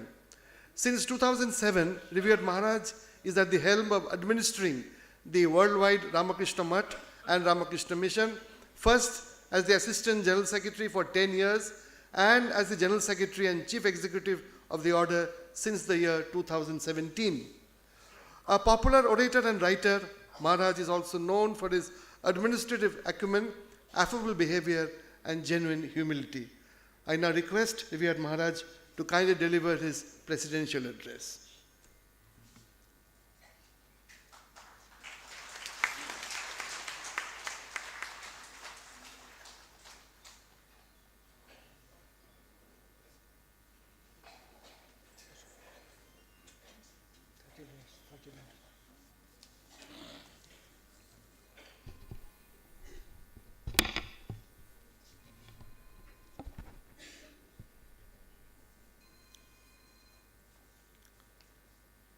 Namaste Yatirajaya Vivekananda Suraye Sache Sukha Sarupayo Swamine Tapoharine.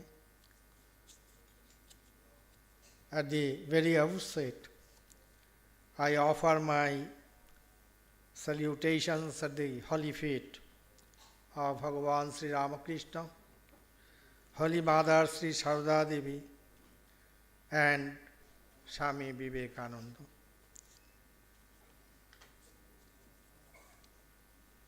Today, we are here to celebrate the 125th anniversary of Ramakrishna Mission.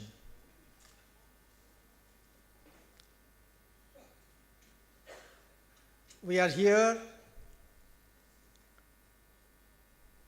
to celebrate the 125 years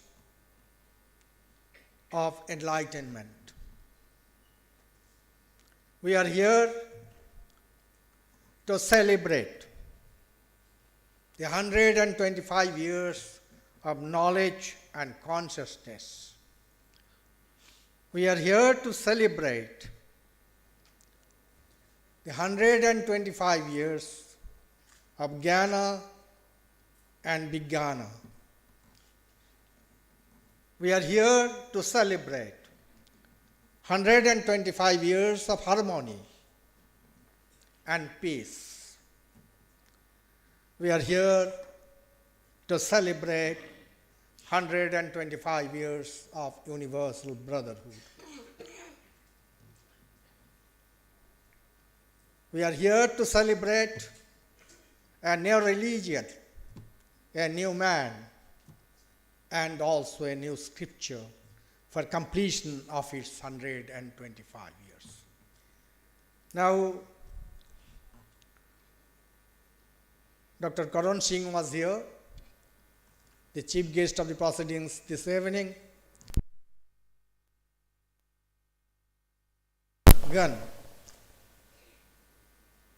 And then we had a very, very distinguished panel here to discuss the importance, the significance of 125 years of his sojourn of Ramakrishna Mission. We had Sri Jinjunwala.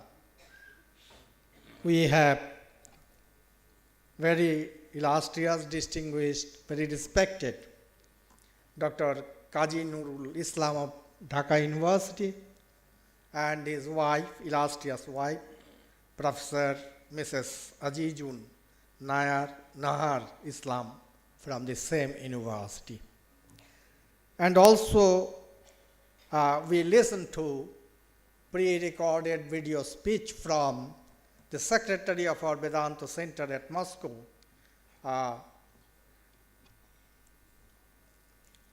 Dr. Liliana Malkova. We have listened to very enlightening speech from Swami Satyamayanandaji and also from Swami Santatmanandaji. We heard a very encouraging words of welcome from Swami Sarvalokanandaji. My gratitude, my thanks, my regards, and my respects to all of them. I personally feel that much has been spoken about this, and maybe that my task is very, very challenging.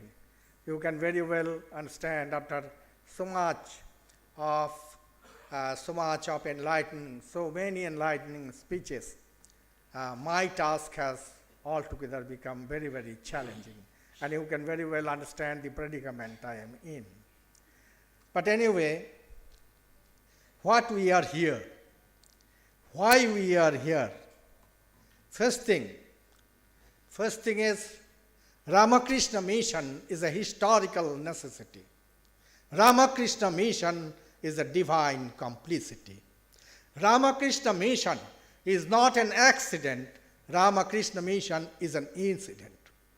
Because history marches ahead, but sometimes while walking on the royal road, it gets into blind alley, and there it doesn't know where to go and how to go. Which is why a personality like Ramakrishna and Vivekananda are necessary. It is precisely for this that Ramakrishna came, practiced all the religions as Santatmanandaji has just told. And then he had a mandate, a divine mandate from Holy Mother Bhavatarini, Divine Mother Bhavatarini. What was the mandate all about? She gave her many mandates. One of these mandates was very, very clear.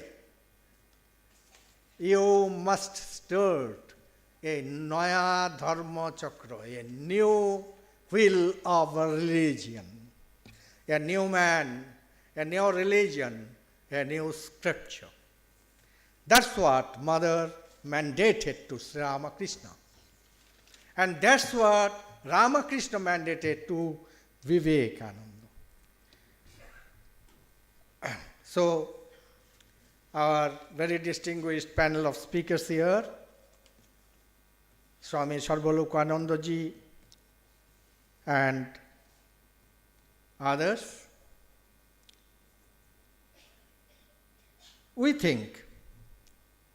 I think personally, that here this evening we are here not to discuss religion. We are here to discuss how to go beyond religion. Religion, enough is enough. If you ask what is that phenomenon which has troubled and damaged to the maximum extent, the civilization, the world, the man, the milieu, it is religion. Which has done what is again that phenomenon, which has done immense good, the maximum good to the humanity. I think the answer again is same, religion. It's not the religion which is to blame, but the practitioners are to blame. Anyway, we have to transcend religion. Vivekananda says very clearly, it's good to be born in the church, but it's equally bad to die there.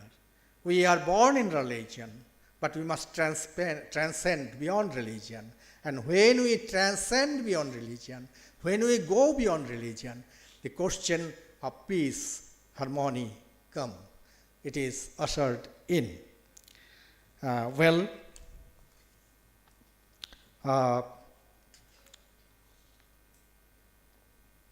Today, this seminar is organized to discuss this subject, contribution of Ramakrishna mission in ushering in world peace and harmony.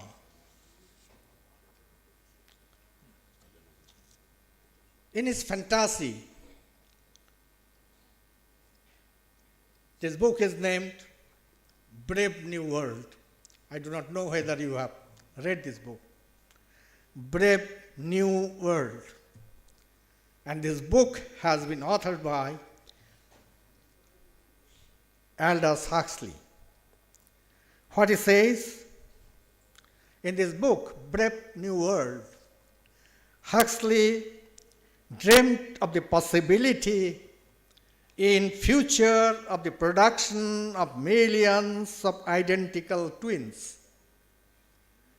Millions of identical twins, all of whom would think and feel in exactly the same fashion as the twins do. It has been possible today through advancement of science and technology. It is the latest mechanistic trend in bioscience which has brought worldwide resentment, but Aldous Huxley's vision of the future has become a nightmare, not a utopia. Swami Vivekananda, that's why declared much earlier, much before Huxley. What did Swamiji say? Swamiji said, and Swamiji says, the unity of sameness can come only when the universe is destroyed. So, if Swamiji ever happens to meet Aldous Huxley either in heaven or hell, I suppose, I imagine, Swamiji will tell him, oh old man, scrap your lot, your human experiment has become a failure. It has become a nightmare instead of being an utopia. The spirit of democracy in the world today is not a matter of equal opportunity to cultivate materialism or to be free to be dogmatic with only one religion. Democratic freedom must give people the freedom to transcend one's own religion and practices and experience the divinity of life through other religions too. Vivekananda declared once again, it is master of nature, what we call God. You cannot deny him. No, because you can't move or live without the idea of freedom. That's why you can't deny God. The master of nature, and that is the embodiment of freedom, and that is God. What is necessary, according to Vivekananda today, is that while each preserves his own individuality, he shall at the same time assimilate the spirit of others. I shall go, Vivekananda says, to the mosque of the Mohammedan. I shall enter the Christian's church and kneel before his crucifix. I shall enter the Buddhist temple, where I shall take refuge in Buddha and his law. I shall go into the forest and sit down in meditation with the Hindu who is trying to see the light which enlightens the heart of everyone. What the world needs today is a new genre of leaders who have got the universal outlook and broadness of a rational Advaitist, directed to the creation of a harmony of religions. Such a harbinger of new genre of humanity, Vivekananda found in his master, Sri Ramakrishna,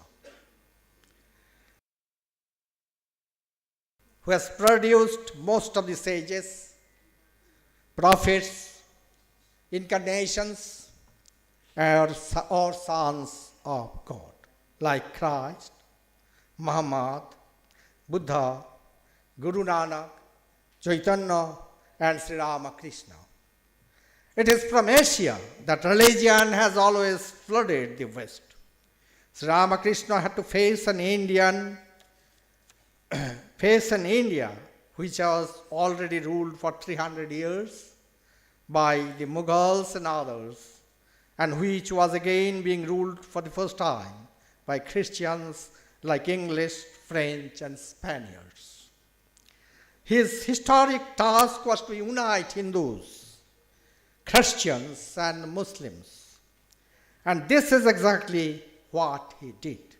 That's why I think one Professor Hoshinur Rahman in Calcutta, he writes beautifully he writes in an illustrious essay authored by him, that if somebody asked me during last 200 years who is the most perfect Muslim, I will say Sri Ramakrishna.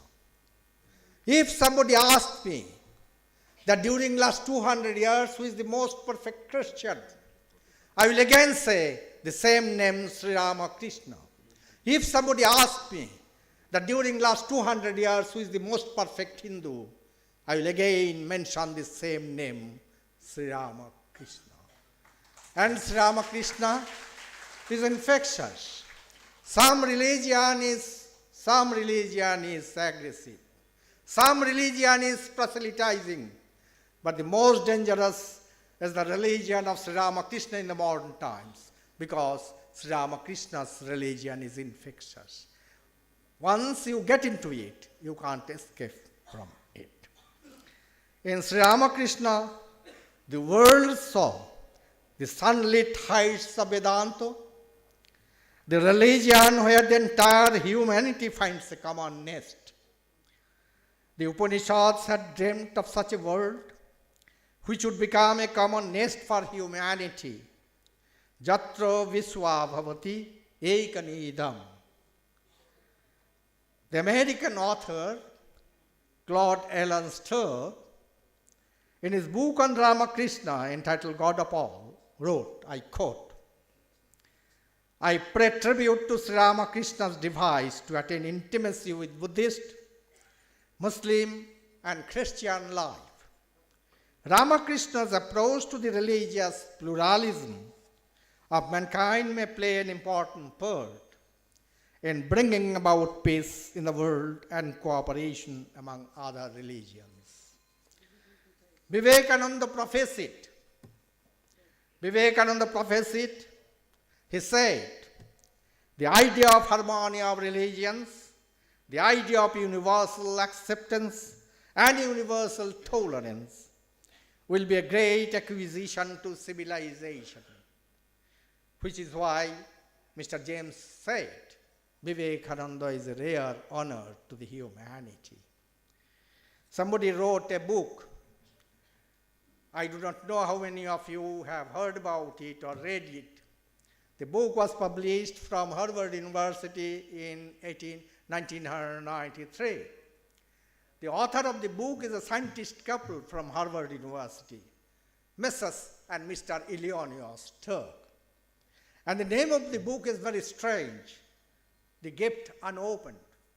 In the introduction of the book, the scientist couple, they write that 100 years back, Christ sent us a gift, but we were so casual about it that we did never bother to untie the red ribbon, to open the packet and see what it was all about inside the packet.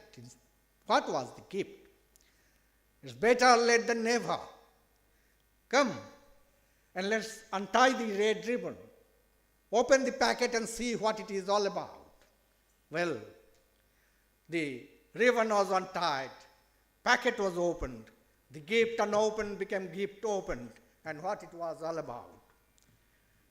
Vivekananda, Vivekananda, and Vivekananda all through. And that's why they start their book. The very first sentence of the first chapter of that book, kept unopened. They say, if Columbus discovered the soil of America, Vivekananda discovered the soul of America. Vivekananda didn't only discover the soul of America, Vivekananda discovered the soul of the world. Which is why, a few months back, the head of the Department of Modern History, Oxford University, you must have heard her name, Ruth Harris. Mrs. Ruth Harris came to me to have an access into our museum, archives, and also speak to me regarding certain points she wanted to speak. And then this Miss Harris now has published this book, very voluminous book, and it is published by Cambridge University by late April this year. And do you know what is the title of that book? The title of the book is The World Guru Swami Vivekananda. The World Guru Swami Vivekananda. And when I asked Mrs. Ruth, well, Mrs. Ruth, how many people in Oxford do know Vivekananda? She smiled and she told me, well, Swami, you better ask me how many people in Oxford do not know Vivekananda. Everybody knows Vivekananda. I got a call from Consul General's office, Consul General of China, stationed at Kolkata. So he wanted an appointment with me. And then he came. And then when we sat together over a cup of tea, I asked what's the purpose of your coming and meeting me. I asked this because the gentleman is here in Kolkata for a long time, but did never come to me and talk to me. So he told that I am coming to meet you at the instance of the highest political leadership of my country. We have reached great as far as material prosperity is concerned, as far as material attainment is concerned. But we are face to face with a very intriguing, almost seems to be unsurmountable problem. And that's why my leadership has asked me to talk to you, try to find out a way to sort out this unsurmountable difficulty as it appears. What is the difficulty you are speaking about? I asked. And he told that, look, there is a crunch of values, value deficit, tremendous value deficit among the young boys and girls going to the university and the colleges in China. And our highest leadership, political leadership, feels, they strongly feel that Vivekananda is the answer, which is why they have sent me to you to work out a package so that we can come over this very, very pressing situation which we must avert and come over. And that's what it is. Vivekananda is creating ripples in Atlantic. Vivekananda is creating ripples in Pacific. Vivekananda is creating ripples in Mediterranean Sea. Vivekananda is creating ripple in the Arab Sea. And we heard the notorious, Huang Ho, which is always dry. But then now we find the flood coming in Huang Ho, flood of Vivekananda. China says, we want Vivekananda. They say, we learned socialism not from Karl Marx or Lenin, we have learned socialism from Vivekananda. As Vivekananda is the most revered philosopher in India, as Vivekananda is most revered philosopher in the whole of Asia continent, in China also, the man, the philosopher whom we revere most is Swami Vivekananda. Which is why today we find ripples, as I have told, in all the oceans, all the seas, all the major rivers of the world, and that is Ramakrishna Vivekananda. Today we speak of women's rights. In 1964, a wonderful, though not wonderful, but then very strange incident took place in Hollywood. What was the incident all about? It was the wee hours of morning. Christopher Isherwood was the disciple of Prabhupada, the founder of our center in Hollywood. Prabhupada told Christopher that you go to the editors and make sure that tomorrow is Master's birthday, and that is printed in the engagement column in every newspaper. With all his command, with all his influence, Christopher couldn't see his master's proposal through. He came back to report to his master in the evening. Tears were rolling down the cheeks of his master. And then Christopher went back because tomorrow is the master's anniversary, and he must be the first visitor to his guru. In the early morning, Christopher came.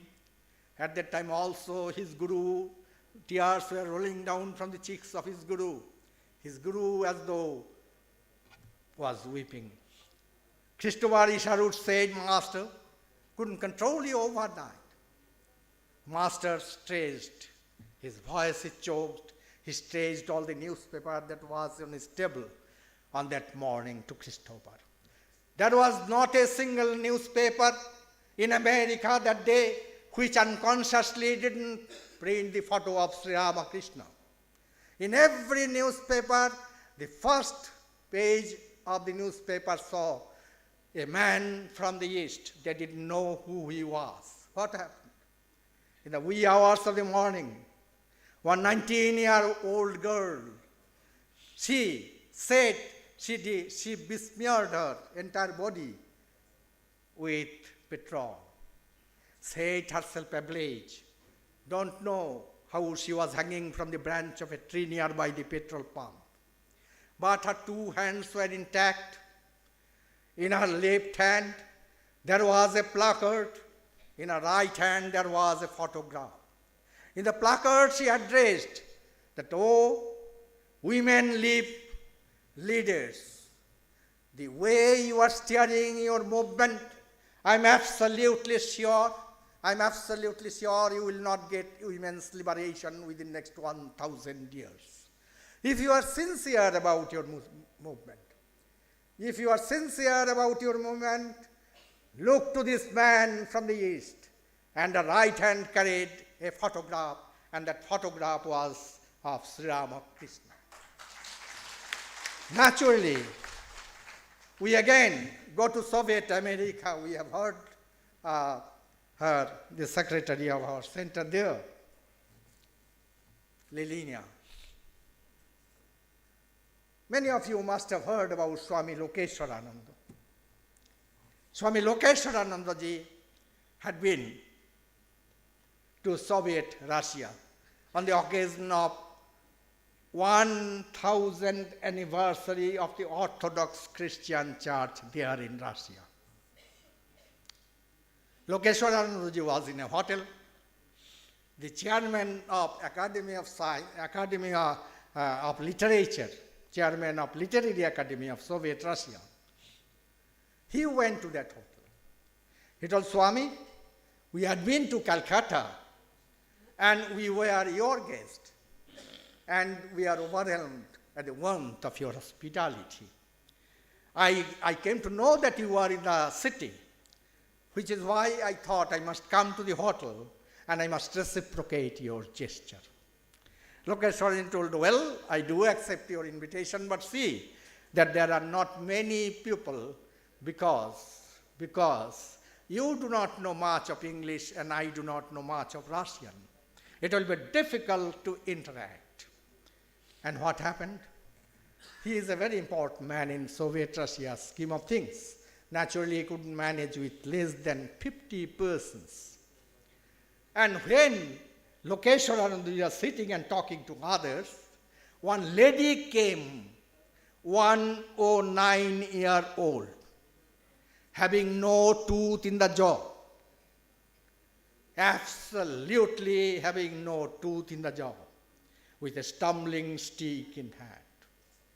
And when she came, somebody introduced that lady to Lokeshwaranandaji. And he told that she is so-and-so, 109-year-old. Lokeshwaranji immediately stood up. And this lady is telling in faltering English, Swami, please take your seat. Time and again she is telling. Then after 2-3 times, Lokeshwaranji reacted, Ma'am, I can't take my seat before you take your seat because of 2 considerations. Number one consideration is, had the lady who has given birth to me been alive today, she would have been junior to you. So, she would not have been 109-year-old. So this is the first consideration. And the second consideration, that I belong to an order of monks. We belong to an order of monks. The order which believes that every woman is divine incarnation of Divine Mother. There is Sita in every woman, there is Ram in every man. And that is the belief that our order carries on as legacy. Which is why, because of these 2 considerations, it's not possible for me to take seat before you take your seat, ma'am. This lady came, and then in a faltering voice, in broken English, she's telling, you belong to Ramakrishna. Lokeshwaranji said, yes, ma'am, I belong to Ramakrishna order. You belong to Ramakrishna. Swami, you belong to Ramakrishna. Ramakrishna is so pure. How can I take my seat before you take your seat, Swami? Who was this lady? She was the private secretary to Vladimir Lenin in Cultural Revolution which took place in Russia in 1917. Lenin, who champions the slogan, religion is opium. His private secretary says, Ramakrishna is so pure, how can I take seat before you take your seat, Swami? And then the chairman of Literary Academy, he became enthused. And then he begged a few minutes from Lokeshwaranandaji. Then Lokeshwaranandaji told, look, you should not be very much, delighted. You delayed. You must come as early as possible because in your absence it is very difficult for me to interact with the gathering here. He went with a promise that he will come within few minutes, but he came after half an hour. And he carried 2 albums in his hand. And when he carried 2 albums in his hand, he was excited. He was inspired to see this lady. And then he said, Swami, I beg to be apologized for having been late. Because these albums contain so pure things, I thought I must have had a thorough wash before I touched these albums. He gave both the albums to Lokeshwaranandaji, what this album contained. What was there all about in these albums? It was full of Vivekananda's photographs. The chairman of Literary Academy of Soviet Russia thought that Vivekananda's photographs is so pure, so sacred, one must have had thorough wash before he touches me. And then, let's come to Vatican. Lokeshwaranandaji was invited by John Paul II to speak on Sri Ramakrishna and Christ, It was an coincidence that it was 24th of December. And then from Vatican radio, only Pope can speak. But he extended this courtesy, this prerogative to Swami Lokeshwaranandaji. And what did he say? When Swami Lokeshwaranandaji spoke, he sent for him. And Lokeshwaranandaji thought Pope is the emperor of the hearts of 1/3 of the total populace of the world. And I belong to a very small order of monks, maybe unknown to Pope. So he didn't say, I belong to an order of monks, his Ramakrishna mission. He didn't say, I belong to Ramakrishna mission. He said, I belong to an order of monks, which is the smallest, the poorest, and the youngest order of monks in the world. The smallest, the poorest, and the youngest order of monks in the world. Pope stood up, John Paul II, and told Swami, you belong to Ramakrishna mission. I know everything about you.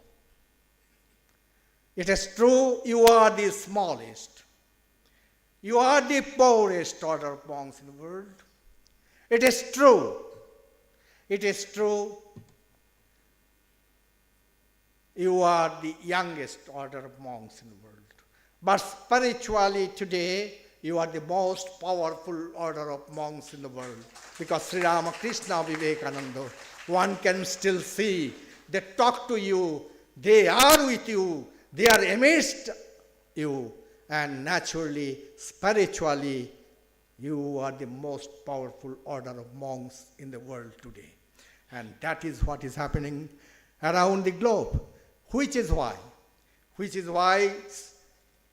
Swamiji told, India must rise. Swamiji's prophecy never failed. Swamiji told, Russia will rise and fall. Swamiji told, China will rise, but it will fall. But India must rise. But with one condition. What was the condition? Condition was that India must sit at the feet of Sri Ramakrishna. India must sit at the feet of Sri Ramakrishna.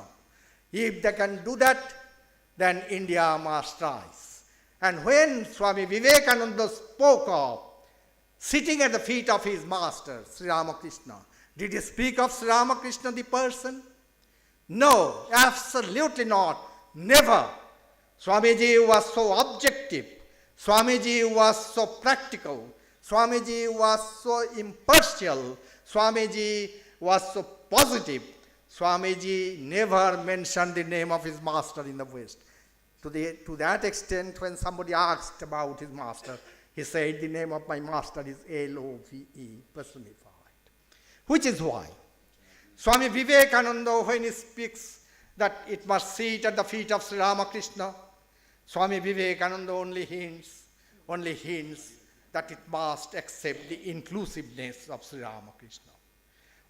India must be able to accept the inclusiveness of Sri Ramakrishna. Holiness, purity is not the exclusive possession of a religious community, can never be. And that's why there must be a process like this, a dialogue and interfaith, dialogue, how to usher in peace. And that is exactly what Ramakrishna Mission is doing. And to wrap up, I will cite one personal example. Recently I had in Bangladesh, a couple of years back, I went to Bangladesh to a place called Bagherhat. And then there is a very old masjid mosque.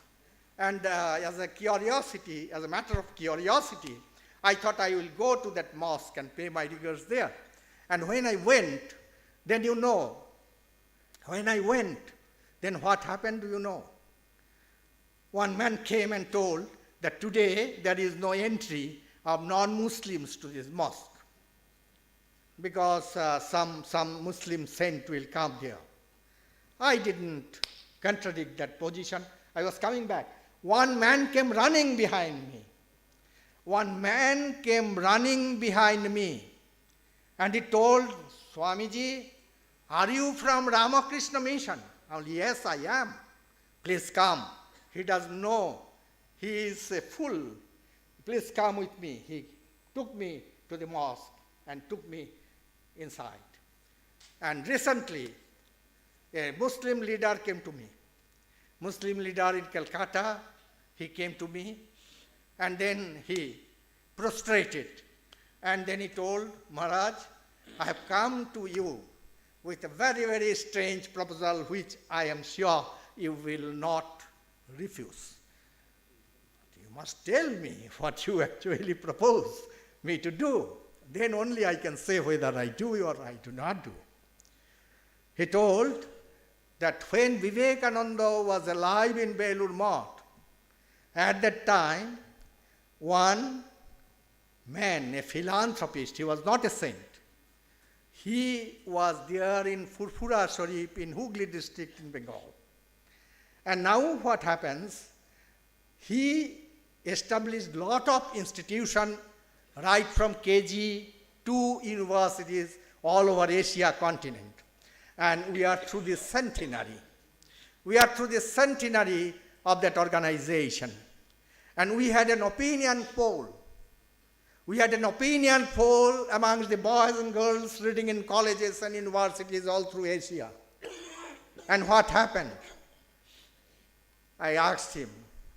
He told 80% of our young boys and girls going to the universities and colleges, they opined that the chief guest in our central function to be held in Netaji Indoor Stadium in Kolkata with lakhs of people, the chief guest must be the General Secretary of Ramakrishna Mission, none else. And that is where we are, which is why Ramakrishna Mission during last 125 years has worked and worked towards world peace. And that is why let us go back to Federico Mayor, the Director General of UNESCO, who told that it is strange. We are wonderstruck to see the sagacity and farsightedness of a man called Vivekananda. We have established UN, and just 50 years before that he established Ramakrishna Mission, and the bylaws of Ramakrishna Mission is 100% equal to the bylaws of the Charter of United Nations. And Swami dreamt of this 50 years before we did. And Swamiji is condensed India. Swamiji came for India. Swamiji lived for India. Swamiji is still with us for India. But then Swamiji at the same time is universal too. And which is why we are here this beautiful evening to celebrate that clarion call of Vivekananda for world peace, for world harmony. With these few words, I would request all of you to study Vivekananda.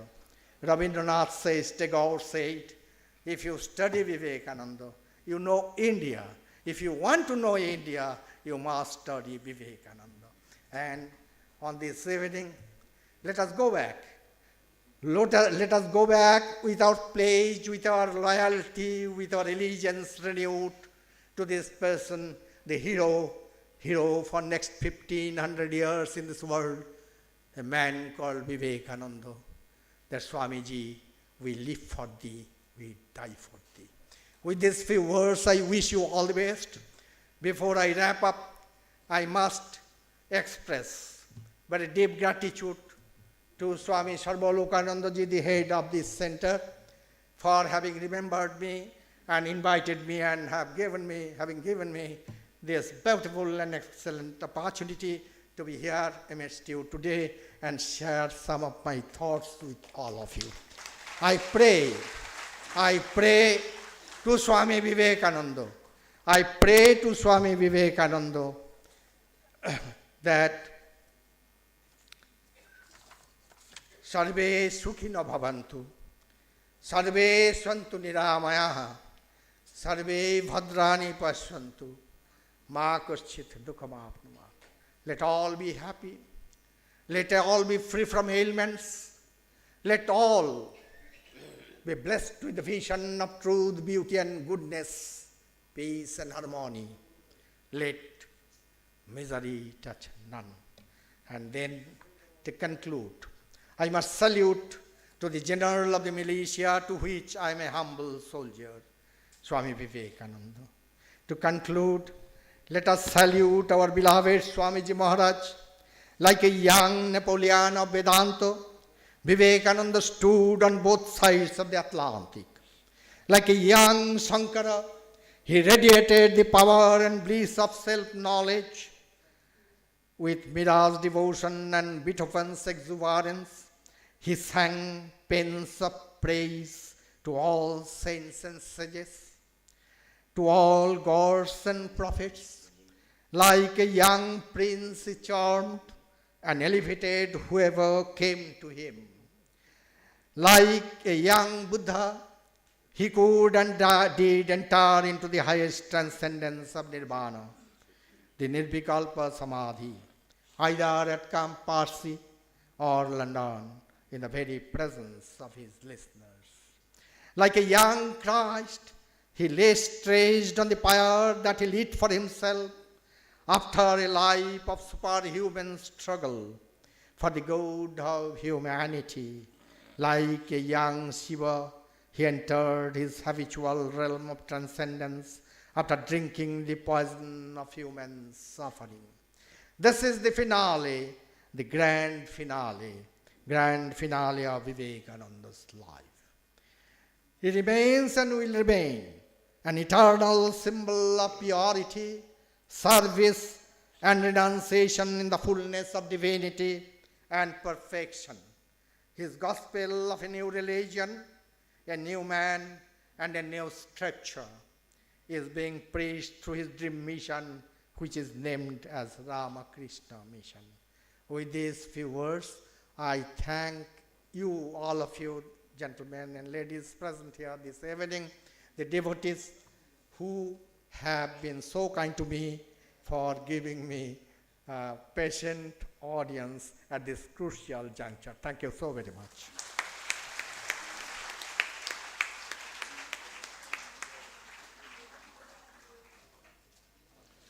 Thank you, Revered Maharaj. Our humble pranams to you. I have left my kerchief. Oh, Thank you. our humble pranams to you, Maharaj. It was a wonderful experience. Thank you. And now there'll be a vote of thanks by Shri Jayantu Ghoshal. Oh, good. He is a very eminent journalist of the country, so he will offer the vote of thanks.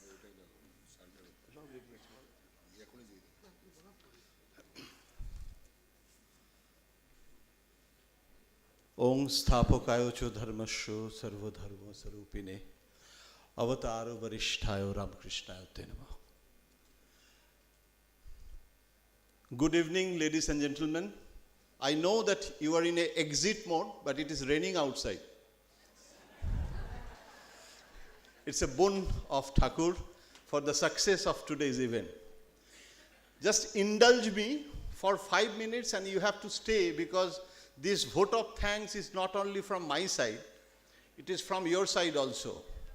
Because we are mesmerized by the speech of Maharaj now. Nothing to add, nothing to review, only 3-4 sentences, because we should be thankful. There is a popular saying that God has 2 houses. One is in heaven and the other house remains in the thankful mind, our mind. আমাদের মনের যে ঘরগুলো আছে তাতে আমরা একটু thanks জানিয়ে, আমাদের গ্র্যাটিটিউড জানিয়ে ঘরের সংখ্যাগুলো একটু বাড়াতে চাইছি ঈশ্বরের জন্য আমাদের অন্তরে। Respected Reverend Maharaj Swami Shubirananda ji, now he is a vanguard of this Ramakrishna mission and the Sangh's family. And we are discussing, the whole day we are discussing the 125-year celebration, what we have achieved from Ramakrishna Mission.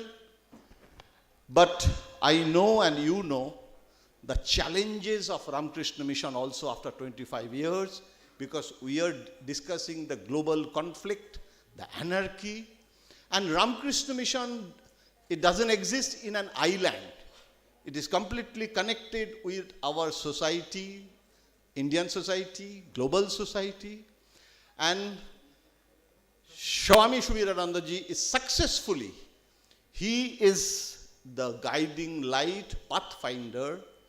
He has given the road map. We have collected the inputs, the interesting anecdotes, I am not repeating, and we are going home with his thoughtful advice to us through his eloquent speech. I must be thankful, my gratitude. Dr. Karan Singh, and when I used to go to him, I was a journalist and I used to tell him that you are not politician, perhaps you are the Plato's philosopher king. And he used to laugh. And the other speakers, Swami Santatma ji here, and he was the secretary, perhaps all the bricks, they know Maharaj ji. And today, all the speeches are different. And I can connect all the different speeches in a particular melting pot. Santatma ji emphasized on the comparative religion, the Islam, Christianity, and as Karan Singh emphasized on Advaita Vedanta, he purposefully mentioned that and he tried to go beyond Advaita Vedanta. I liked one input of Swamiji Satyamayananda Ji Maharaj, Vedanta Society of Western Washington's. I don't want to take much time, only one sentence from his speech, I liked it. And very important, today's context, that we always believe in ideals, ideal peace, ideal violence, but actually truth remains in the gray area. We should not forget that Mahabharata is also full of violence. But Mahabharata took place for peace. So peace and violence, they are siblings. And religion, and beyond religion, we have to go, as Maharaji said, that we have to go beyond religion. We have to reach to that goal where we can go from violence to peace, and only Thakur Ma Swamiji is our password to achieve that goal. From Bangladesh to eminent guest, the Qazi Nurul Islam Saab, Professor Dr. Qazi Nurul Islam. He has done a brilliant job in Dhaka University. I am tempted to go because the Department of World Religion and Culture, it has become a discipline of a particular wing of Dhaka University. And in our several universities in our country, we study comparative religion. But on this specific world religion, I think he has given us a lot of ingredients for this discussion to keep it forward.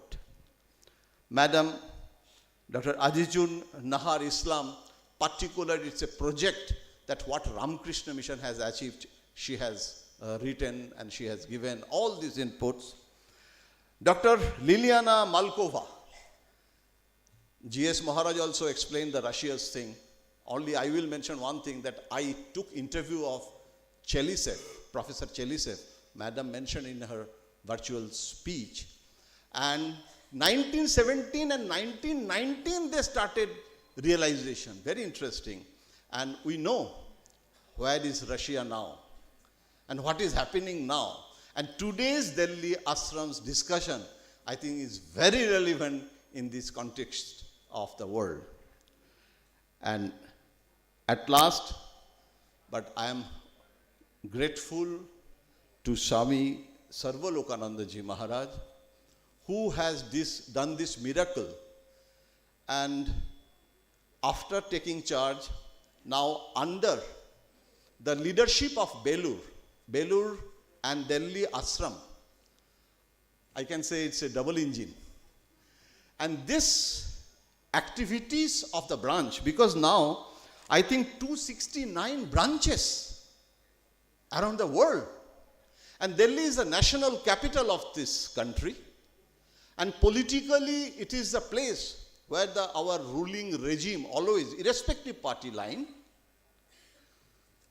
I believe this seminar, this symposium will ignite us to go forward with more projects like this sort of seminars. And always there is a team. I will miss if I don't mention about the team of Delhi Ashram. Behind any conference, a team has to work. And I will fail my duty if I don't thank them also. Each and every member of this team, each and every devotee, every ex-students, all the senior monks of this region. It has become a northern region conference of monks also, I believe. So it's a very interesting event, and I am grateful that I have got this privilege to, on behalf of Ramakrishna Mission Delhi Ashram, to thank this August House. Thank you very much. Joy Thakur, Joy Ma, Joy Swamiji. বেশি বের বলে ফেলেনি তো? হ্যাঁ, আরে বেশি বলেছে বলেই তো দিচ্ছে এটা।